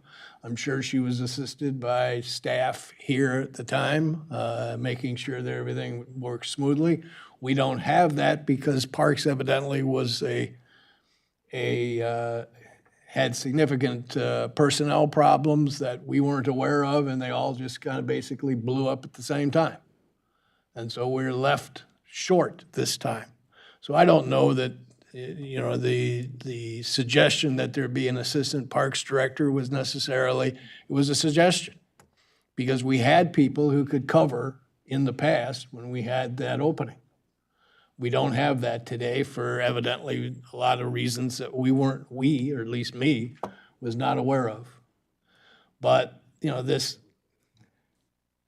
doing this on the run and then coming back later with the grand plan is poor management. And I just think and it's not necessary today. It's not going to change the camps today. I would rather see this looked at, bring me the overall plan when you finally have decided exactly what it is you're trying to accomplish. And so I hate to repeat myself, but I appear to be doing that a lot today, and it doesn't seem to be making any headway, so I'll stop. Okay, and the motion on the floor is to move the part-time programming person to a full-time position. Staff hasn't had any input, or is that doable? Okay, all those in favor? Aye. Opposed? No. Okay, enough discussion on parks. Get out of here. I want to do this, our next item I wanted to go Would over. like me to do my public improvement while I'm up here, but that's not on the Terrence is order of only the here agenda. for another 7 minutes. And we've got a vote we have to do, and I don't want him to be part of it. Is that okay, Terrence? I don't care. Yeah, hold, You might not want my vote on that one. no, Chad, sit down for a minute, so we can just get this, out of the way, because I'm gonna, yeah, sorry, Chad, but just a minute here. Because it isn't, it's in miscellaneous, is that where this is? No, it's under the finance director update. Just skip the first one, which is the audit. So that's where we are right now, yeah. Yeah, go to the audit. Okay, we're looking at we're looking at our new contract for an audit, okay? And this is one of the few resolutions that we have to pass today, and we're all here, and Terrence is gonna leave. So I wanted to just get it up, talk about it quickly, or not quickly, whichever. Connie, we've had a lot of discussion about auditors, and we've sent out RFPs. We've done a lot of work in the background, honing the RFPs. Melissa, tell us what you got and make it quick. So get right to the point of it. on this particular issue. So we received 3 responses to our RFP. We did receive quite a few no responses or couldn't respond. The one that I am recommending is to continue with Raymond. Part of it is due to the cost of what they're proposing versus what others have proposed. I believe that they have the capacity and the ability. There's one other company that's very similar in cost, but they have less hours budgeted, and they do not have similar engagement history. So worried about their capacity with that. So. And I would just add that auditors have a difficult time filling positions, getting qualified workers as skilled personnel for that particular, they're all swamped right now, and we didn't get a lot of feedback or response from our RFPs. And the smaller group that came just didn't really have the background. They've only audited small cities, and they just didn't have the sort of the capacity, and they really didn't seem to put enough hours in there to do the job. So it looks like our current auditors,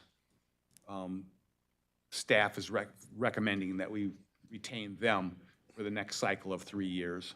And the dollar amounts are there, and it's a 3-year contract.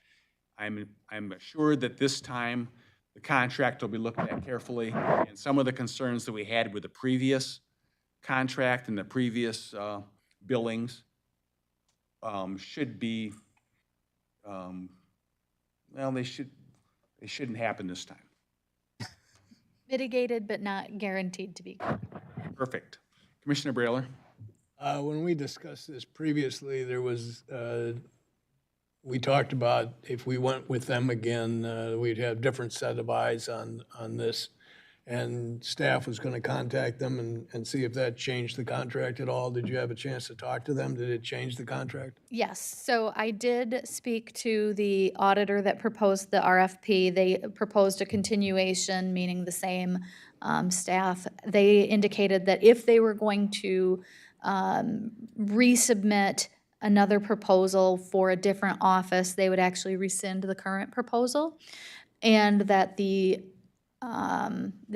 also said that if they submitted a new proposal, it would be at a significantly higher cost for another firm. They did not give me a quote because part of it is they don't want to bid against themselves. So we discussed it internally and said, based on the cost and the fact that they would actually rescind the current proposal, we did not want to pursue that option. So this particular office has done it how many times now? I'm not talking about Raymond. I know we've had them for years and years, but we switched from Grand Rapids to Jackson or something several years ago. How many years has this particular office done the audit? This will be year number 4. This would be year number 4, 5, and 6 of the contract. And the Muskegon team before them had done 6 years before them, so. All right, thank you. Commissioner Augustine? So I'm sure it'll come as a surprise that I'm not excited about this idea of contracting with Raymond again. The question I have is, did we discuss with them any possibility of less than 3 years? Did we put out, I'm guessing our RFP was probably for 3 years, and so that's why they bid on it for 3 years. That's correct. I mean, I would be okay with going a year with them. I'm not sure that I'm okay going out 3 years with them, considering what we've been through. I don't know what the remedy to that is. I don't know how quickly you guys have to move, if you could get a response back on what they would charge for a year, if they would even be interested in a year. I don't know. But we didn't always do 3-year contracts, is my recollection. Yes, but that was when we were continuing with the current firm, we would do 1 year. The difficulty right now in 1 year is the fact that auditing firms and accounting firms are having a difficult time hiring. So for them to commit to only 1 year, they may not be willing to bid just 1 year. They're looking to stabilize their contracts, knowing that they can assign certain staff that's really the reason that it's hard to go for a 1 year with an auditing firm. And basically, we would restart our RFP process, which would put us at least a whole month behind for our audit. So, Okay. Okay, I'm looking to entertain a motion for the resolution. Well, I'll make the motion. I am troubled by the idea that we're gonna use the same office for another 3 years. I mean, at some point, we were all told that it's important that we change up auditors so that some of the fraud and other problems that occurred are mitigated or prevented. But I'll make the motion that we recontract with Raymond. Moved by Varela, supported by Pearl Wright. Questions or comments? All those in favor? Aye. Opposed? Thank you. Okay, we're in the middle of finance report. I know, that's good. Thank you for staying for this. I made the motion so I could vote for something today. Would you like to have a 10-minute break? Yes. Got it. 10 minutes.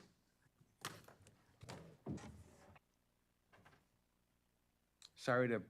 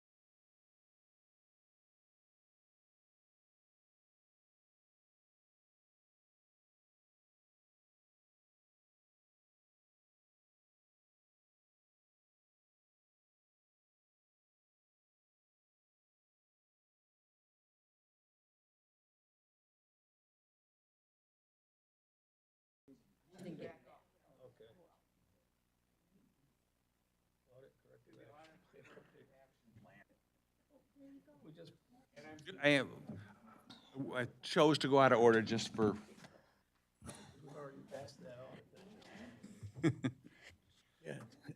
Okay, welcome back. Vote. We're on number 8, Audit Corrective Action Plan Update. Melissa? So we have received a quote from our consultant, Greg Gutschau, about reviewing our practices. Unfortunately, Connie and I have not had a chance to sit down and review that with finalizing everything for the budget. That has been priority number 1. So I expect to have more answers for you next month, but unfortunately, I don't have anything. So Okay. I apologize. I'm going to move on to my health insurance report. So as you can see, our health insurance fund is currently sitting with a fund deficit at the moment, and that is even after we have processed several transfers for all of our open positions. We do have a pending quarterly adjustment. I do not know what the amount of that is, but this is something that Connie and I have been continuing to analyze because of the significant amount of our claims. Last year was the first year in a long time that we actually had a deficit in the plan. And what does this mean, or is it too early to even make any assumptions? I think it's still too early based on the fact that we still have a credit coming back, and we'll still continue to monitor the open positions. We go out for bid for health insurance this year as required under the law. And I just think we need to continue monitoring it. But I do see a lot of claims that are coming in that are smaller, not meeting stop loss. And I just think we're probably going to have a lot of cleanup medical care for a period of time. Okay, and I was thinking wrong, of course, this runs on a calendar year, and so we're really not that far into the year yet. Sometimes I get our own fiscal year, oh my gosh, We'll still have Into to the end. balance by our fiscal year end though, but we'll have more analysis on that next month. okay. So then I also have for you the child care fund report. Not a significant amount has changed from last month. This month, we are still on track to have significant fund balance in the child care fund. So, are there any questions? And then my last piece is it's a quarterly financial report is what it's titled, but it is only through May 31.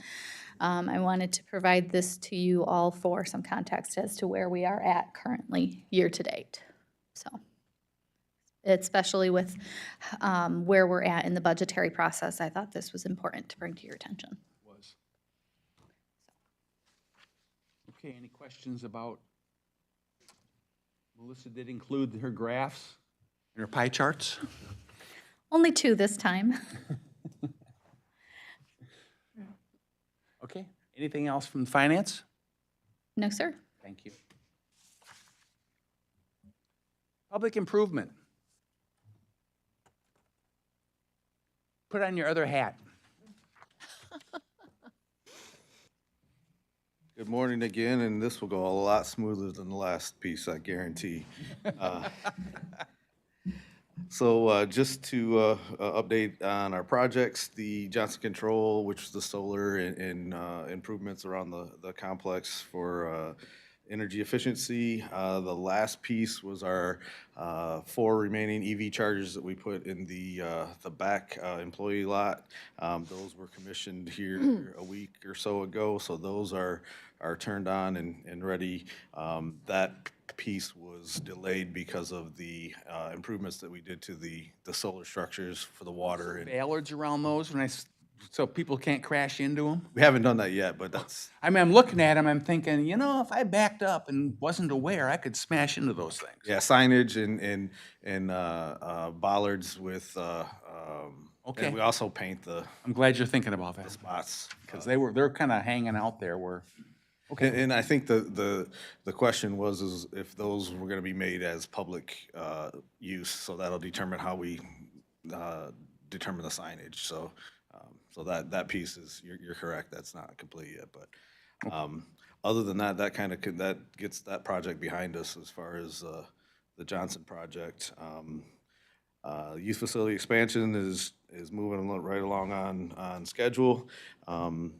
As we get further closer to completion, we're looking at funding or funds that we didn't need for certain things that we may be able to spend on others that I'll bring to you guys as we get, looking at possibly repaving the parking lots, the staff parking. I mentioned before fencing around the staff parking lot. We'll have some funding that we didn't need for some things that we may be able to repurpose and accomplish some things for the facility as a whole that would still fall into the grant funding. I'm surprised that that parking lot wasn't covered in the initial bid. Because you're, West parking lot where they're set up temporarily was okay, covered. we kind of trashed that parking lot with all Yes. the equipment and all the heavy equipment. You're correct. Yeah, that part, and it gets expanded. I think we get one additional row to the west of parking. So that was included. I'm talking about the remaining on the east side where currently the staff's parking, but it's actually it will be the public That's the visitor parking lot. visitor parking, yes. So that part wasn't included in the resurfacing so we may be able to accomplish that as part of the project. So looking at stuff like that, but as we get closer to that, I'll bring those options to you guys and suggestions. As you know, we're doing a site visit next week, Thursday, the 20th at 5:30, I believe, is this group. We're also doing one earlier in the day with staff. Going to walk staff through and let them see what's coming along. So let me just remind everyone here, our board meeting is going to be on Thursday next week instead of the usual Wednesday. And if you want to arrive early, we can do a site visit across the parking lot to the youth facility. And that's going to be 5:30? 5:30, yep. Okay. The construction codes renovation, which construction codes equalization, that piece, we're moving along on that and expect to be completed here in the next few weeks, late June, early July, which really did a lot to kind of repurpose the space, capture better use of the space, and seems to be working really well for equalization on the other side of the hallway, and we're able to utilize the space more efficiently on the construction code side. We're working on the pond and landscaping around the pond to alleviate our resident geese. That's been tilled up, planted. We're just waiting on some timely rains, and that stuff will start coming in here later this summer and into the fall. You know, Chad, I was not a supporter of keeping the fence around it because I thought it was ugly. But now that you've done some of the work and cleaned out all the brush and stuff around there, it looks better than it did. It didn't look good before, and I think at least it's passable now. So thank you. And as some of the native grasses start to come in, it'll take some management for the first couple of years, but after it gets established, it'll really look good out there. And if we decide to expand more around the pond outside of the fence, then, that's always an option later on. We'll see how this goes. So that's been going on. Also, if you have had a chance to walk through the courthouse, we're replacing the carpet in the common areas, all the lobbies, courthouse lobbies, and hallways.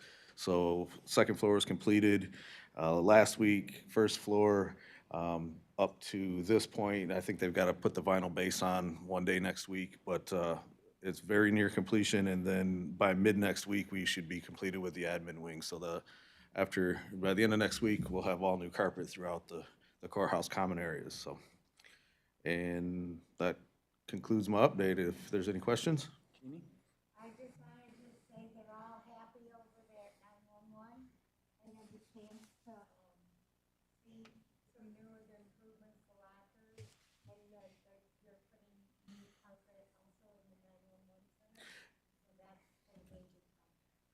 Yes, and I didn't have that on my list, but I'm glad, we just started that this week. So the locker room portion was completed a while back, but I'm glad you brought that up because Kelly's sitting back there and she's gonna say, how come you didn't talk about my project? So.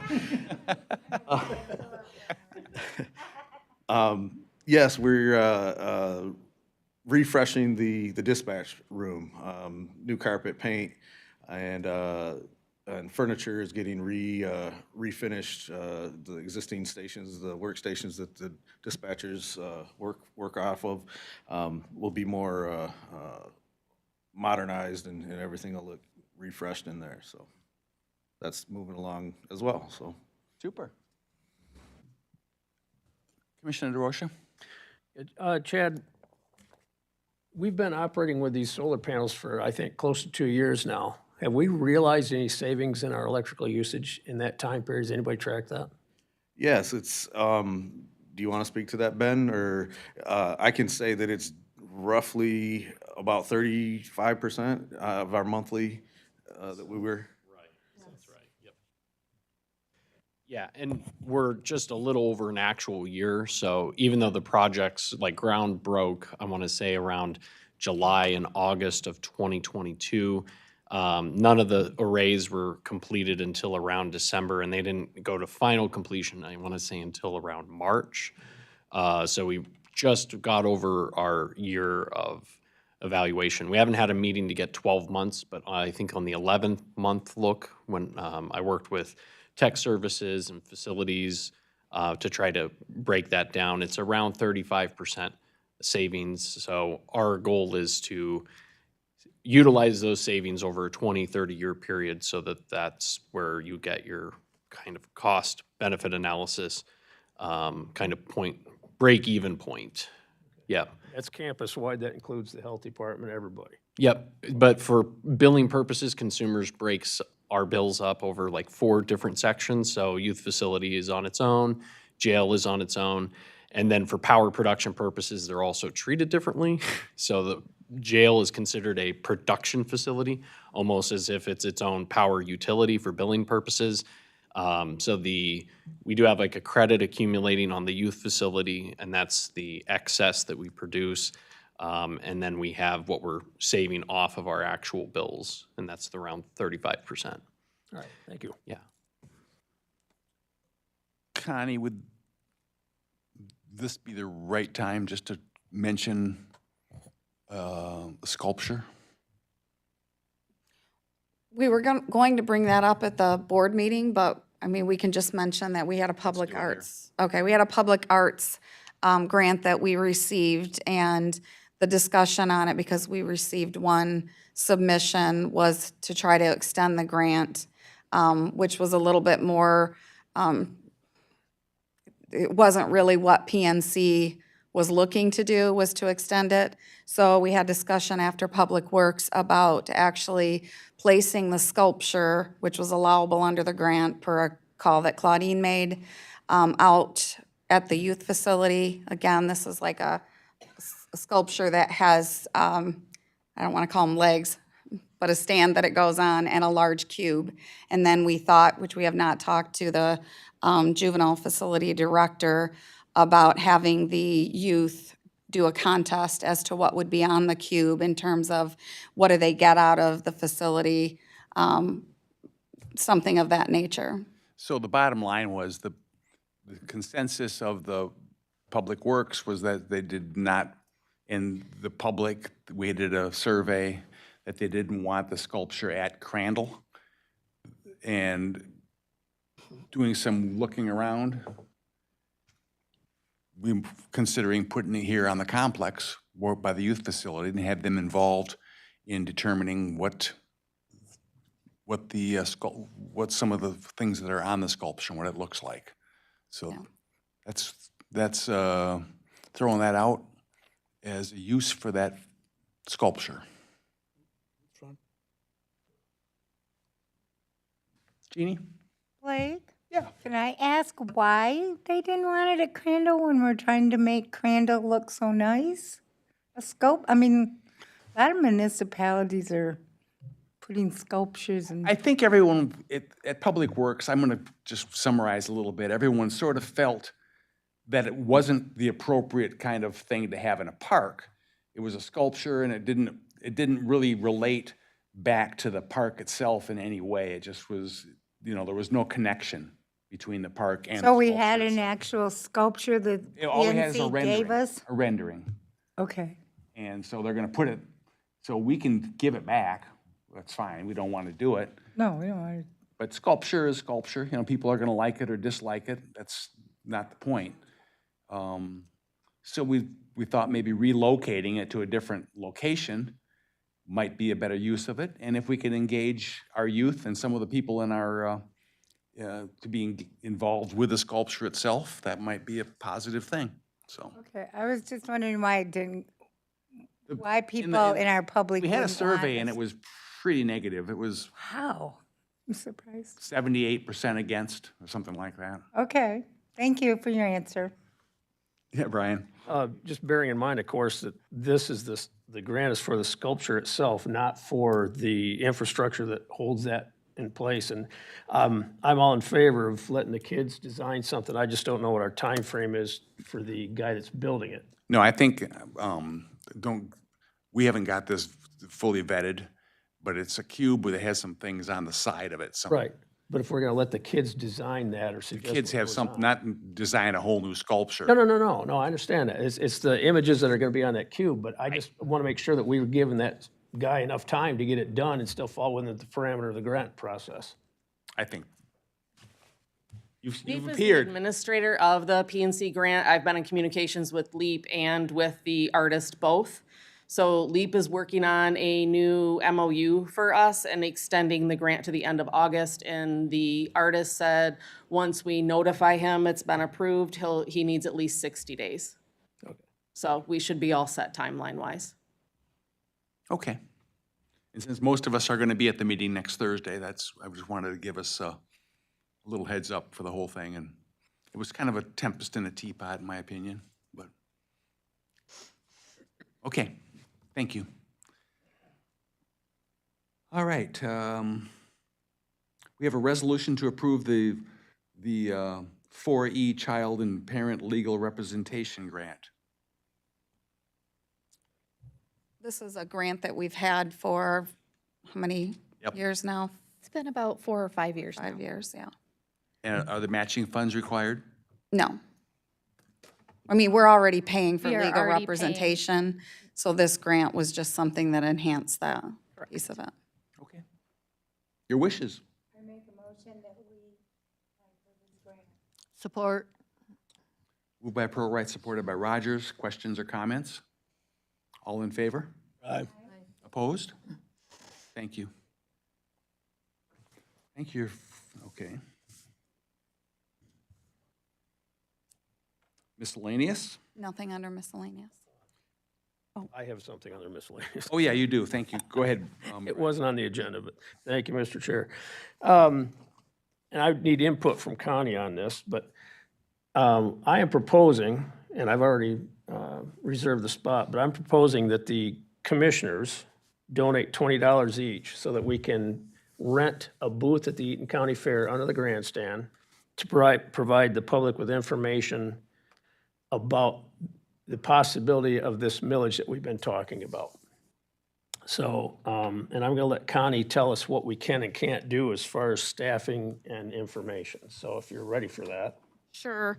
The concern in relationship to doing this is that we have to ensure that we're not utilizing this booth in a way that staff is providing any brochures or anything that shows that the county is supporting the millage, that the county is asking people to vote yes. So staff could not be at the booth and answer any questions related to, the millage because we're spending staff time. So it would be a violation under the campaign finance rules and the use of public funds. So the discussion was just information, commissioners manning it, and commissioners are able to speak to whatever they want, but we could not put any of the county money toward renting the booth. Did I cover that? Yes, that's perfect, thank you. So, again, my proposal is that those that are willing and want to would donate $20 to that. The cost of the booth is $285. And obviously, if everyone contributes 20, that gives us $300, which would give us a little excess to go in and clean up, paint, do whatever we need to do to prepare it.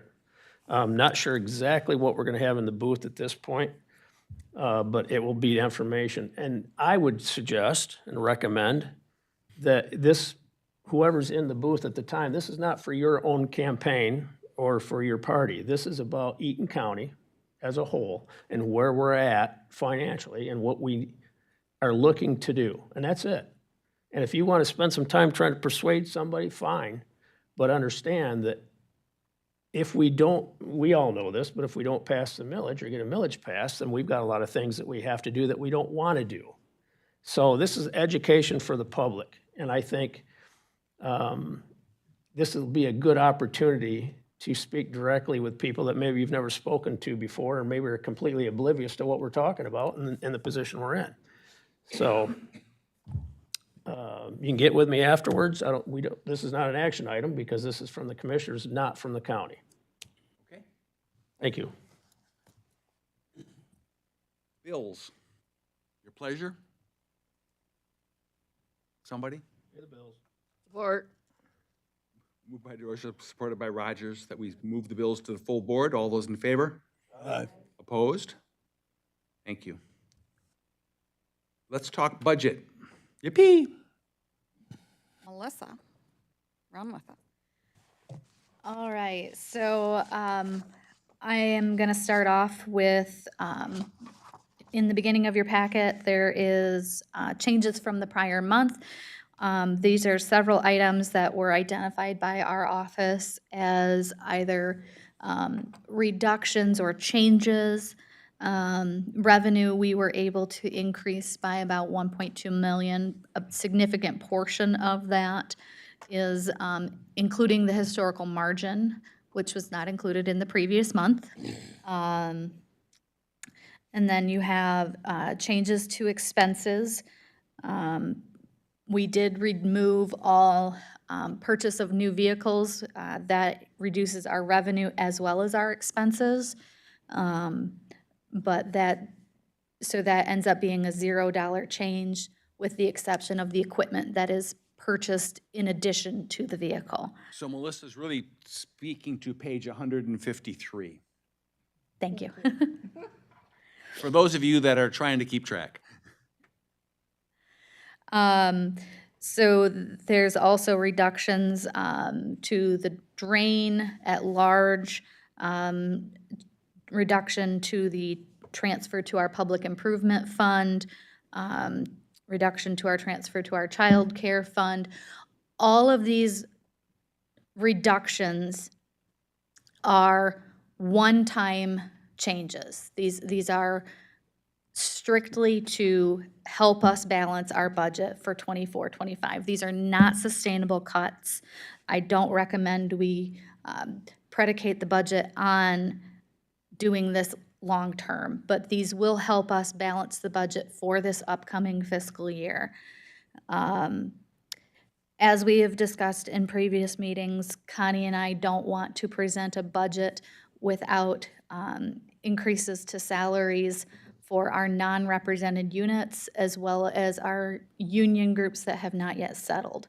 So that is included. It is not included in the budget package as a whole. It is a dollar amount listed here so that you can see how that will impact the budget after we've made changes. Are there any questions about this portion here? So this page here, you're including a possible salary change for our employees. That's included in this, the number that we're looking at here. We have not included it, so if you look at the total changes, which is, it's on page 152, the changes that we have made are up to that double line, first double line. The changes that we would still propose right now only includes an increase to offer to employees because the feeling again is that if we don't provide any increase or a smaller increase, we could end up losing more people quicker, sooner rather than later. It's already going to be a struggle when we go to try to deal with that 4 million that we're still needing to balance the budget.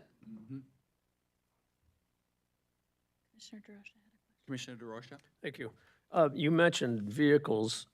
What's our, and I don't need an exact number, but we lease a large number of vehicles for the county, don't we? We do. We lease, so we have 115 vehicles approximately on our fleet. About 90 of them are leased at some point in their lease life cycle. So in reducing these items, we are extending the current leases. So basically, we wouldn't change out those vehicles. We can continue to pay for them. So it wouldn't change our debt on that. And some of them would actually be paid off in full. Unfortunately, this just is deferring the maintenance on the vehicles, so. I was just thinking when you said that our road patrol units, if we're down 10 positions on road patrol, we must have several road patrol vehicles setting, not doing anything, or do we kind of rotate that? The road patrol vehicles get rotated. They're not assigned to any specific deputy. They are used per shift, so they do not get reduced. Now, that said, the sheriff's department did only request 2 vehicles for road patrol for this next fiscal year, which are still included. And there is actually 1 animal control vehicle still included as well, because that one is almost 10 years old and has quite a few miles and desperately needs replacement. And then I'm assuming that this excludes any vehicles operated by the road commission, parks, and other entities that have their own budget, is that Correct. correct? Okay, so these are only the vehicles that are out of the general fund. Correct. All right, so that adds a different scope to it. Well, and if it matters, the health department has followed the county's model and leased vehicles, and what we found is that we didn't need them. We weren't putting as many miles on them as what we had anticipated, so we were able to defer the payment, which is what Melissa's kind of talking about here. I assume it's kind of the Yes, same thing. that's correct. You know, you estimate that you're gonna use the vehicle for this many miles, and now that the true time has come through, you're finding out that, you know, they can go another year, and we're still underneath our miles. Right. So, And in addition to that, we are dealing with several vehicles that were purchased during COVID. So vehicles during that time period just weren't driven as much. So we've got that 1-year buffer, but there are going to start becoming vehicles after this budget cycle that will need to be replaced. All right, thank you. so given our situation at this point, we're still looking at about a $4.5 million deficit. Correct. That's where we're at today in our budget modeling. There are still some items that Connie and I are discussing. We're evaluating them. We did not include them because of how large implications-wise they would be. So changes to the child care fund transfer, that did get reduced but not eliminated. So there are several things that are possibilities that are not included in this. Well, that 4.5 million doesn't include the wage raises, That would be about 500,000. about 632. You're looking at the number. 50, so according to this. Okay, that's correct. I just am pulling it out of memory, which is failing. So at this point, we were talking about another budget session next Friday, at which time we are going to have some electeds or department heads make asks and recommendations. And your recommendation is that we might bypass that particular meeting. Correct. What we would like to do, I had mentioned, I think at the last Ways and Means and also at the board meeting, that Melissa and I have some work to do to estimate where we are meeting our fund balance usage for this fiscal year. When we have a better understanding of where that is, we can make some of these changes and determinations as if we need transfers for this year to make sure that we don't need additional, if we need or don't need additional funding, that would give us a better understanding of where we would go for next budget and what we would have in reserves. You're saying that in a couple of weeks, you're gonna have a more targeted result of what this year looks like. Right now, you Yes. still have a lot of things in Correct. flux, and you can't really nail down a couple of the numbers, and so you feel like in a month. So at the next Ways and Means, when we present the budget, we'll present where we are fund balance-wise first, then we'll present the budget and let you know if we're gonna need any of the ideas that Melissa and I had, we may need for this year. If that's the case, we can't make reductions to the budget. So next month would be the month that we would wanna talk with departments between now and next month as to what changes they could make. But again, now you're getting into discussions as to whether we're going to look at reducing the budget department-wise, or if you're going to be looking at any type of a revenue stream that we could create in the short term. Again, anything going forward other than cuts to the county budget for 24-25, everything within this budget and anything that Melissa and I would present next month will be one-time fixes. There will be no opportunity for that going into the following budget year without some type of a revenue increase. Commissioner Brailer? I don't know that we've ever really discussed it. I don't recall. I note in here a note that we're looking at historical fund balance of about 10% of expenses. And my view on the other boards that I've served on as the representative of the county is all of them are public boards, as is the Eaton County. Is that's excessive? I would be more comfortable we get past the short term, that we look at something more in the line of 5% to 7%, at maximum 7% for a fund balance. So I think at the very least, we should consider that. I think holding as much as 10% or even more is excessive, considering that we're a public body and that money should be utilized as best we can in terms of our programs and employees. Commissioner Brailer, I just want to talk to that point specifically. Currently, the You're county. going to tell me I'm wrong, huh? No, I'm not telling you you're wrong. The county doesn't have a fund balance policy. So we don't have a target to say this is where we need to be at. All I can use as your finance director is what we've historically had. And I can look back as far back as I can go. I went back 10 years, and over the last 10 years, we've had at minimum 10%. It's floated around 10%.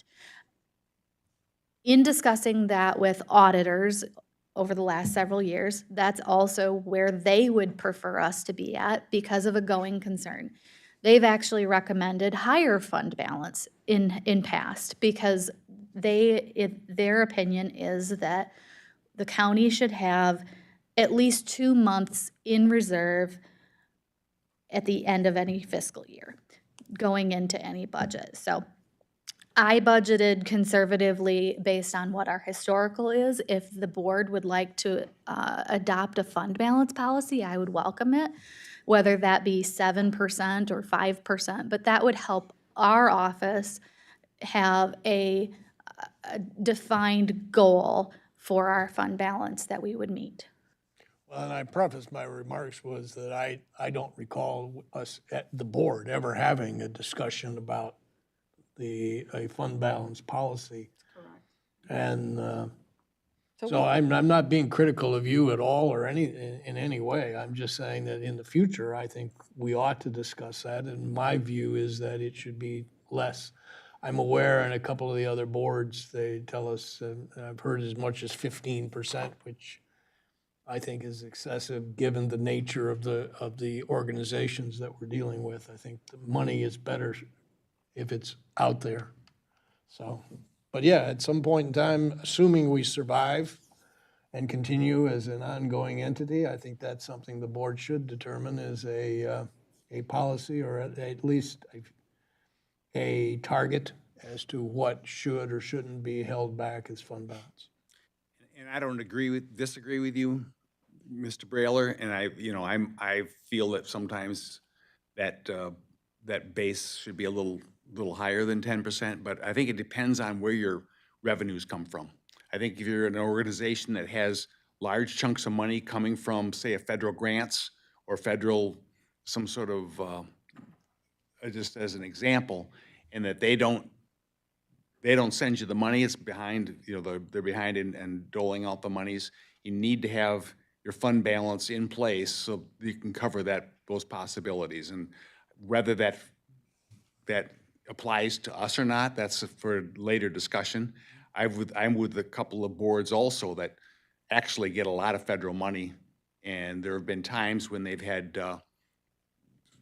with dramas in Washington where suddenly the monies weren't sent down to the locals, and we were glad at that particular board I'm thinking about that we had a large fund balance because we were able to cover our ongoing expenses when the funding was not available. We knew it might be coming in the future, but you go through these stretches where basically you don't have any income, and so you need to have something to cover those gaps. Well, there may be cash flow implications depending on what, the organization, where the income is coming. I understand that, but Yeah.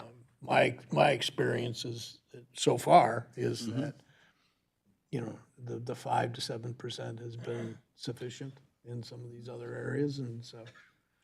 And the lion's share of our revenues come from the citizens, and it's really a pretty steady stream because people pay their taxes, and we know what we should be getting, and you can make some pretty solid estimates as to what's coming through. Okay, that's a discussion for a different time. So that's the bulk of my reports. Mr. Dawson has human resources stuff, particularly reclassification requests and position requests. So I'll defer to him. All right, so if you could turn your tablets to page 151. This is the annual reclassification and requests sheet that we've put together for requests that we've received to date. I will note that quite a few people said, hey, with everything going on, should we not put these through? Because obviously the county's having financial hardships, and our direction has been, it's up to this body to make decisions what to do with these things. If there are needs and there are positions that are working above their classifications, it should still come to you all to make decisions as you evaluate steps forward. So that's partially what you see here is folks still maintain to that process. So I'll do a quick summary. We've got 15 total that are listed. 6 are what would be classified as reclassification requests.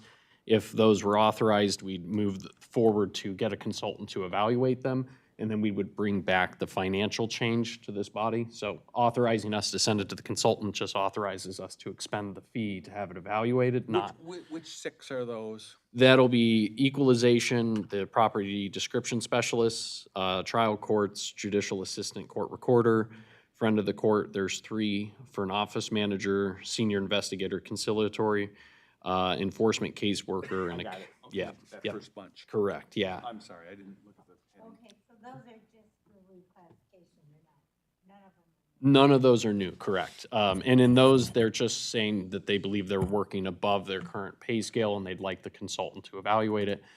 So if everyone was okay with that, we could send it and then see if they come back and indeed think it should be paid higher, then you all would evaluate it at that time.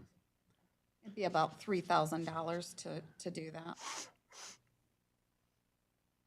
Then the budget amendment request, you see the recreation event coordinator, that was the part-time to full-time that you guys already took action on earlier. There's a request for a senior enforcement caseworker, that's an existing position, seeking to reclassify it as a senior role for training and coordinating work that role does for new caseworkers.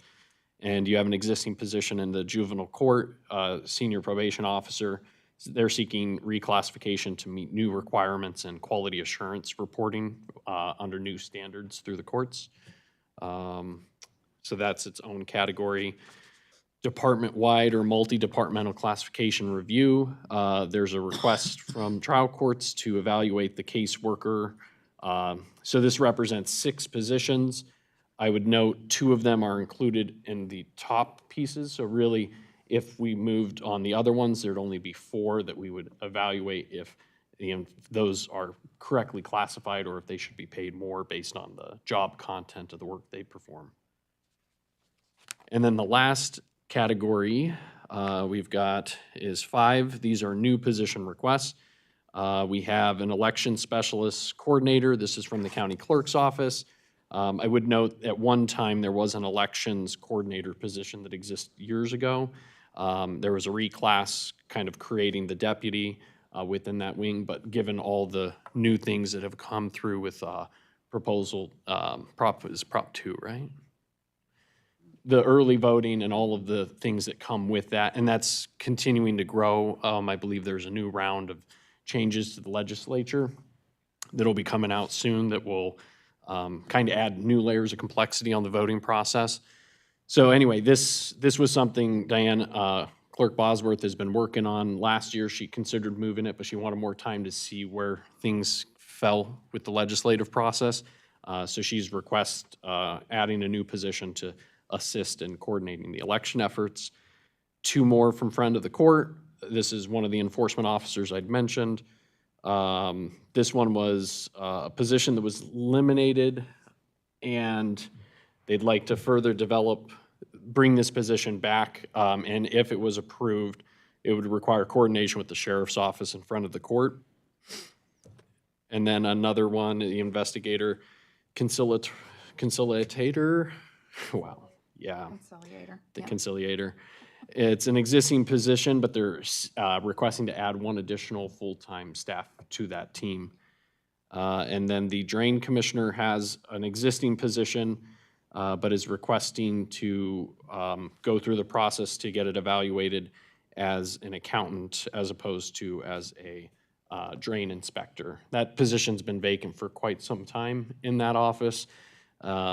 This has been discussions that have been had in here, both with the treasurer and the drain office in general, but they handle a lot of funding, a lot of movements, and they do coordination for bookkeeping purposes with the controller's office and treasurer's office. So that's kind of the basis for the request you see here. And we would need to get that evaluated if it was approved. And then we had discussions on it, but there was a request for 2 part-time positions, groundskeeper, foreman. This would be somebody that helps with onboarding and managing seasonals at the Parks Department, and then take more of that basic groundkeeping off of the plate of the people that need to be executing construction and redevelopment projects. But that's the list. So the 5 new positions, in terms of the drain commissioner's office, you've already got an unfilled position. You want to change the classification and make it into a different position, or you would suggest that. The other 4 are brand-new positions. They would be added FTEs. Yeah, that's correct. We could probably move the drain under the request for a budget amendment on existing positions. So that would be somewhere, between 250 to 350,000 for the 4? New positions? Yeah. Very possible, would depend on where they come out, but yeah, probably 300,000 would be a safe estimate.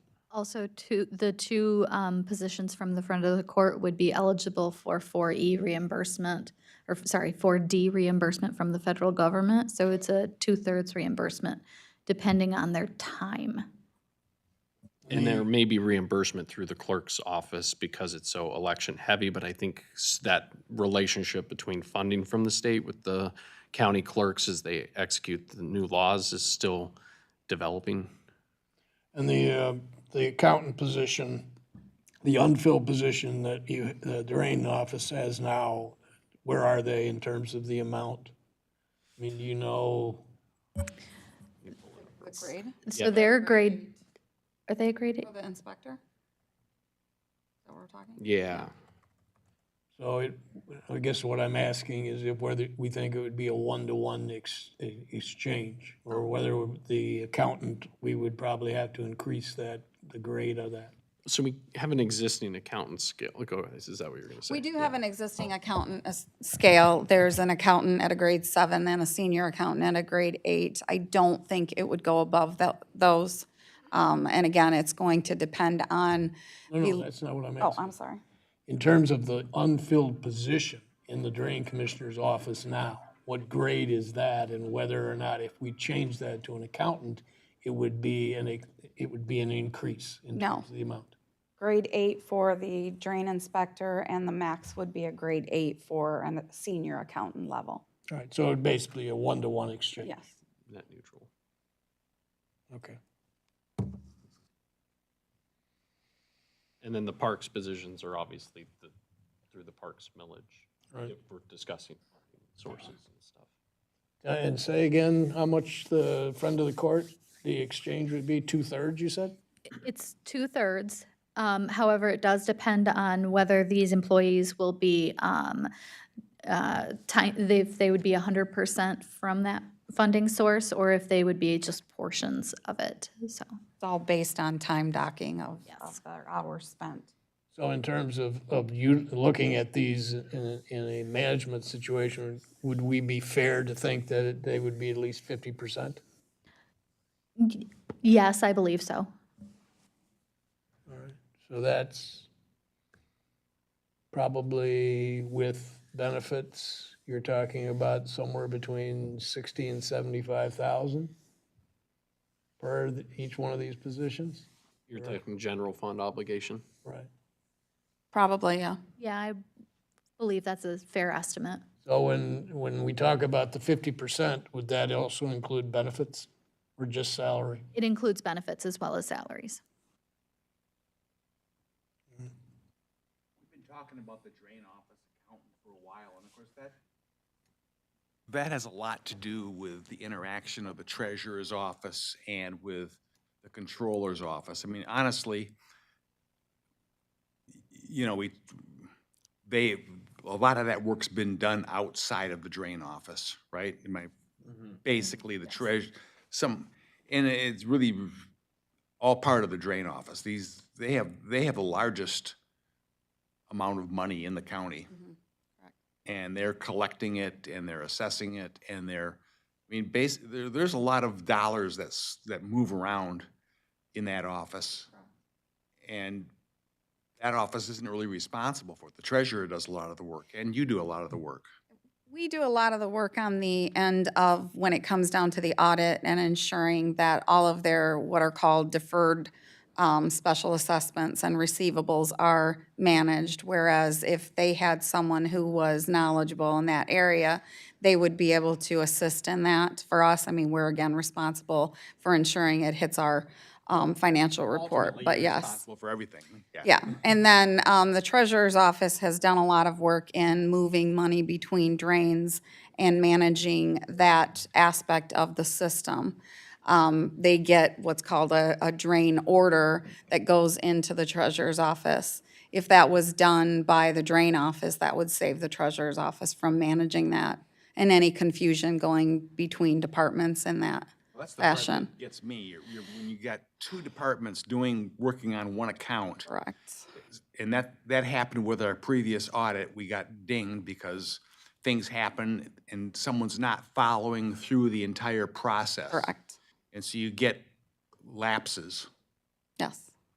So, so this would possibly alleviate that kind of a problem. It should. Yes. Okay, thanks. Well, I was going through all this, I mean, on paper, it looks like we're talking about 5 new FTEs, but in reality, we're not. And in terms of how much that would cost, is your initial thought, given that we have certain financial potential difficulties looming, would be to say no. Whether it's a good idea to have an accountant in the drain commissioner's office or a bad idea is not what I'm focused on at this moment. That is a one-to-one trade with an FTE we already have. So I take that out of this. We have the ability to recoup some of the expenses for 2 of these positions. So, and maybe with the election specialist coordinator, there may be some recoup there. So really, we could, I mean, we'd have to find the money. But the reality is, we're talking about, in my view, it looks like somewhere between 200 and 250,000, and we could approve all these. So I just put that out there. I'm not advocating for it, but if we're gonna talk about the budget, I think we're talking about expenses and money, and that's, these positions in and of themselves would add about, it sounds like, about $200,000 to $250,000 that we would have to allocate. That's all. Commissioner Prolwright. So, I keep going back to the Parks millage. And we've just moved someone from part-time to full-time. And then I look down there and there's a groundskeeper foreman. And I guess I'd have to go back and read how the Parks millage was written. 200, Because we had it in there where there was gonna be, about 150. some funds available for little private grant projects and stuff. So are we continuing to decrease that amount just so we can add more staff and benefits? I don't believe that those have been reduced. They're not contemplated together.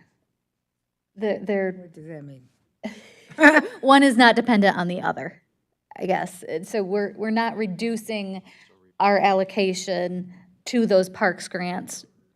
Okay, see, that's what I'm absolutely concerned about because, We're not reducing that just to pay for staff at this point, no. okay, I come from the Grand Ledge Public School District. And we know how they pass millages. And then we know how we didn't get what we voted for. So that's not, I mean, this, I have a history of this, and so do other people in my area. So I want to make sure that what we put out to our people, that they actually have that. And some of these small communities are going to know when they aren't able to secure what they thought they were going to be able to get for their little roadside park or something like that. Get my point? If we keep adding staff, it's got to come from somewhere. Because I can't keep increasing streaming ability without knowing it doesn't come from the other end of my budget at my kitchen table. See what I'm saying, Melissa? I do. Okay, thank you. Actually, I was wrong. I was adding Parks Department in that 200 to 250,000. You take the Parks groundskeeper foreman out of there, you're talking now, it looks like about 120 to 170,000, somewhere in that range. So, Well, in that Parks position, we've discussed that pretty fully here already, that would be probably involved in the reorganization if we in fact are gonna reorganize operations and, you know, what, and that I think is dependent upon the director that we hire, what their vision is. You know, they're gonna have a vision about how to run an organization. And it's critical that we can make our vision out there, that's important, but it's good to include the person we're gonna have implementing that vision. And I think we need to hire a parks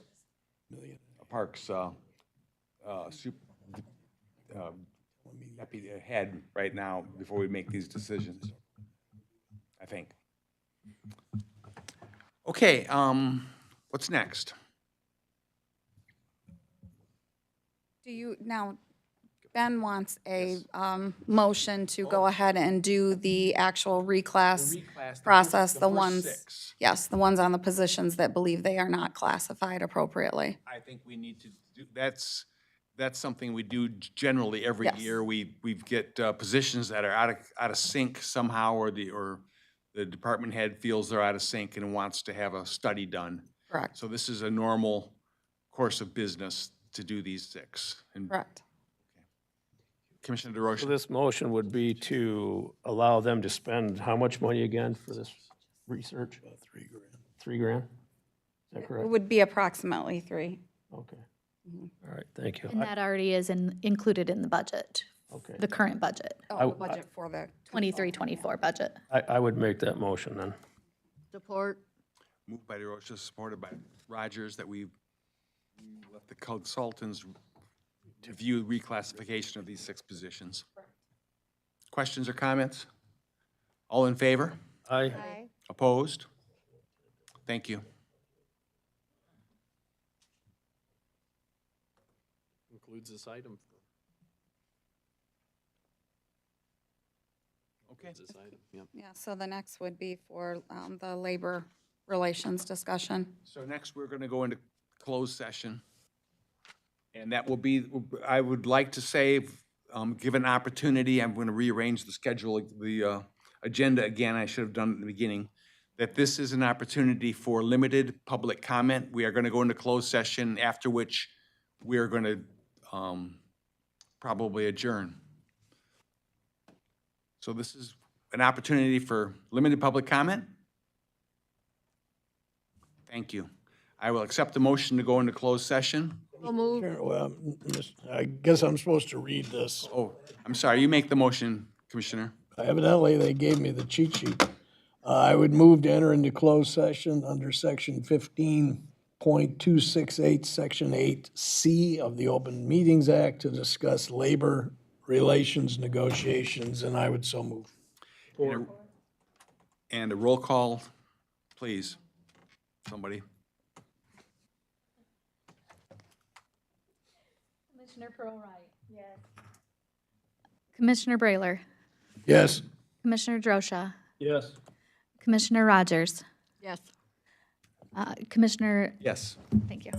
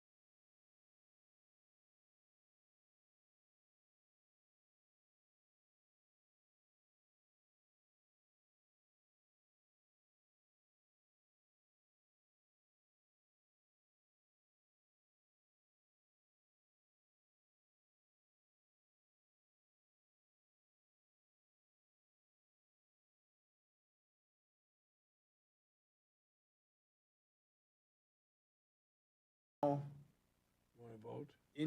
All those in favor to go out of closed session? Aye. Opposed? Aye.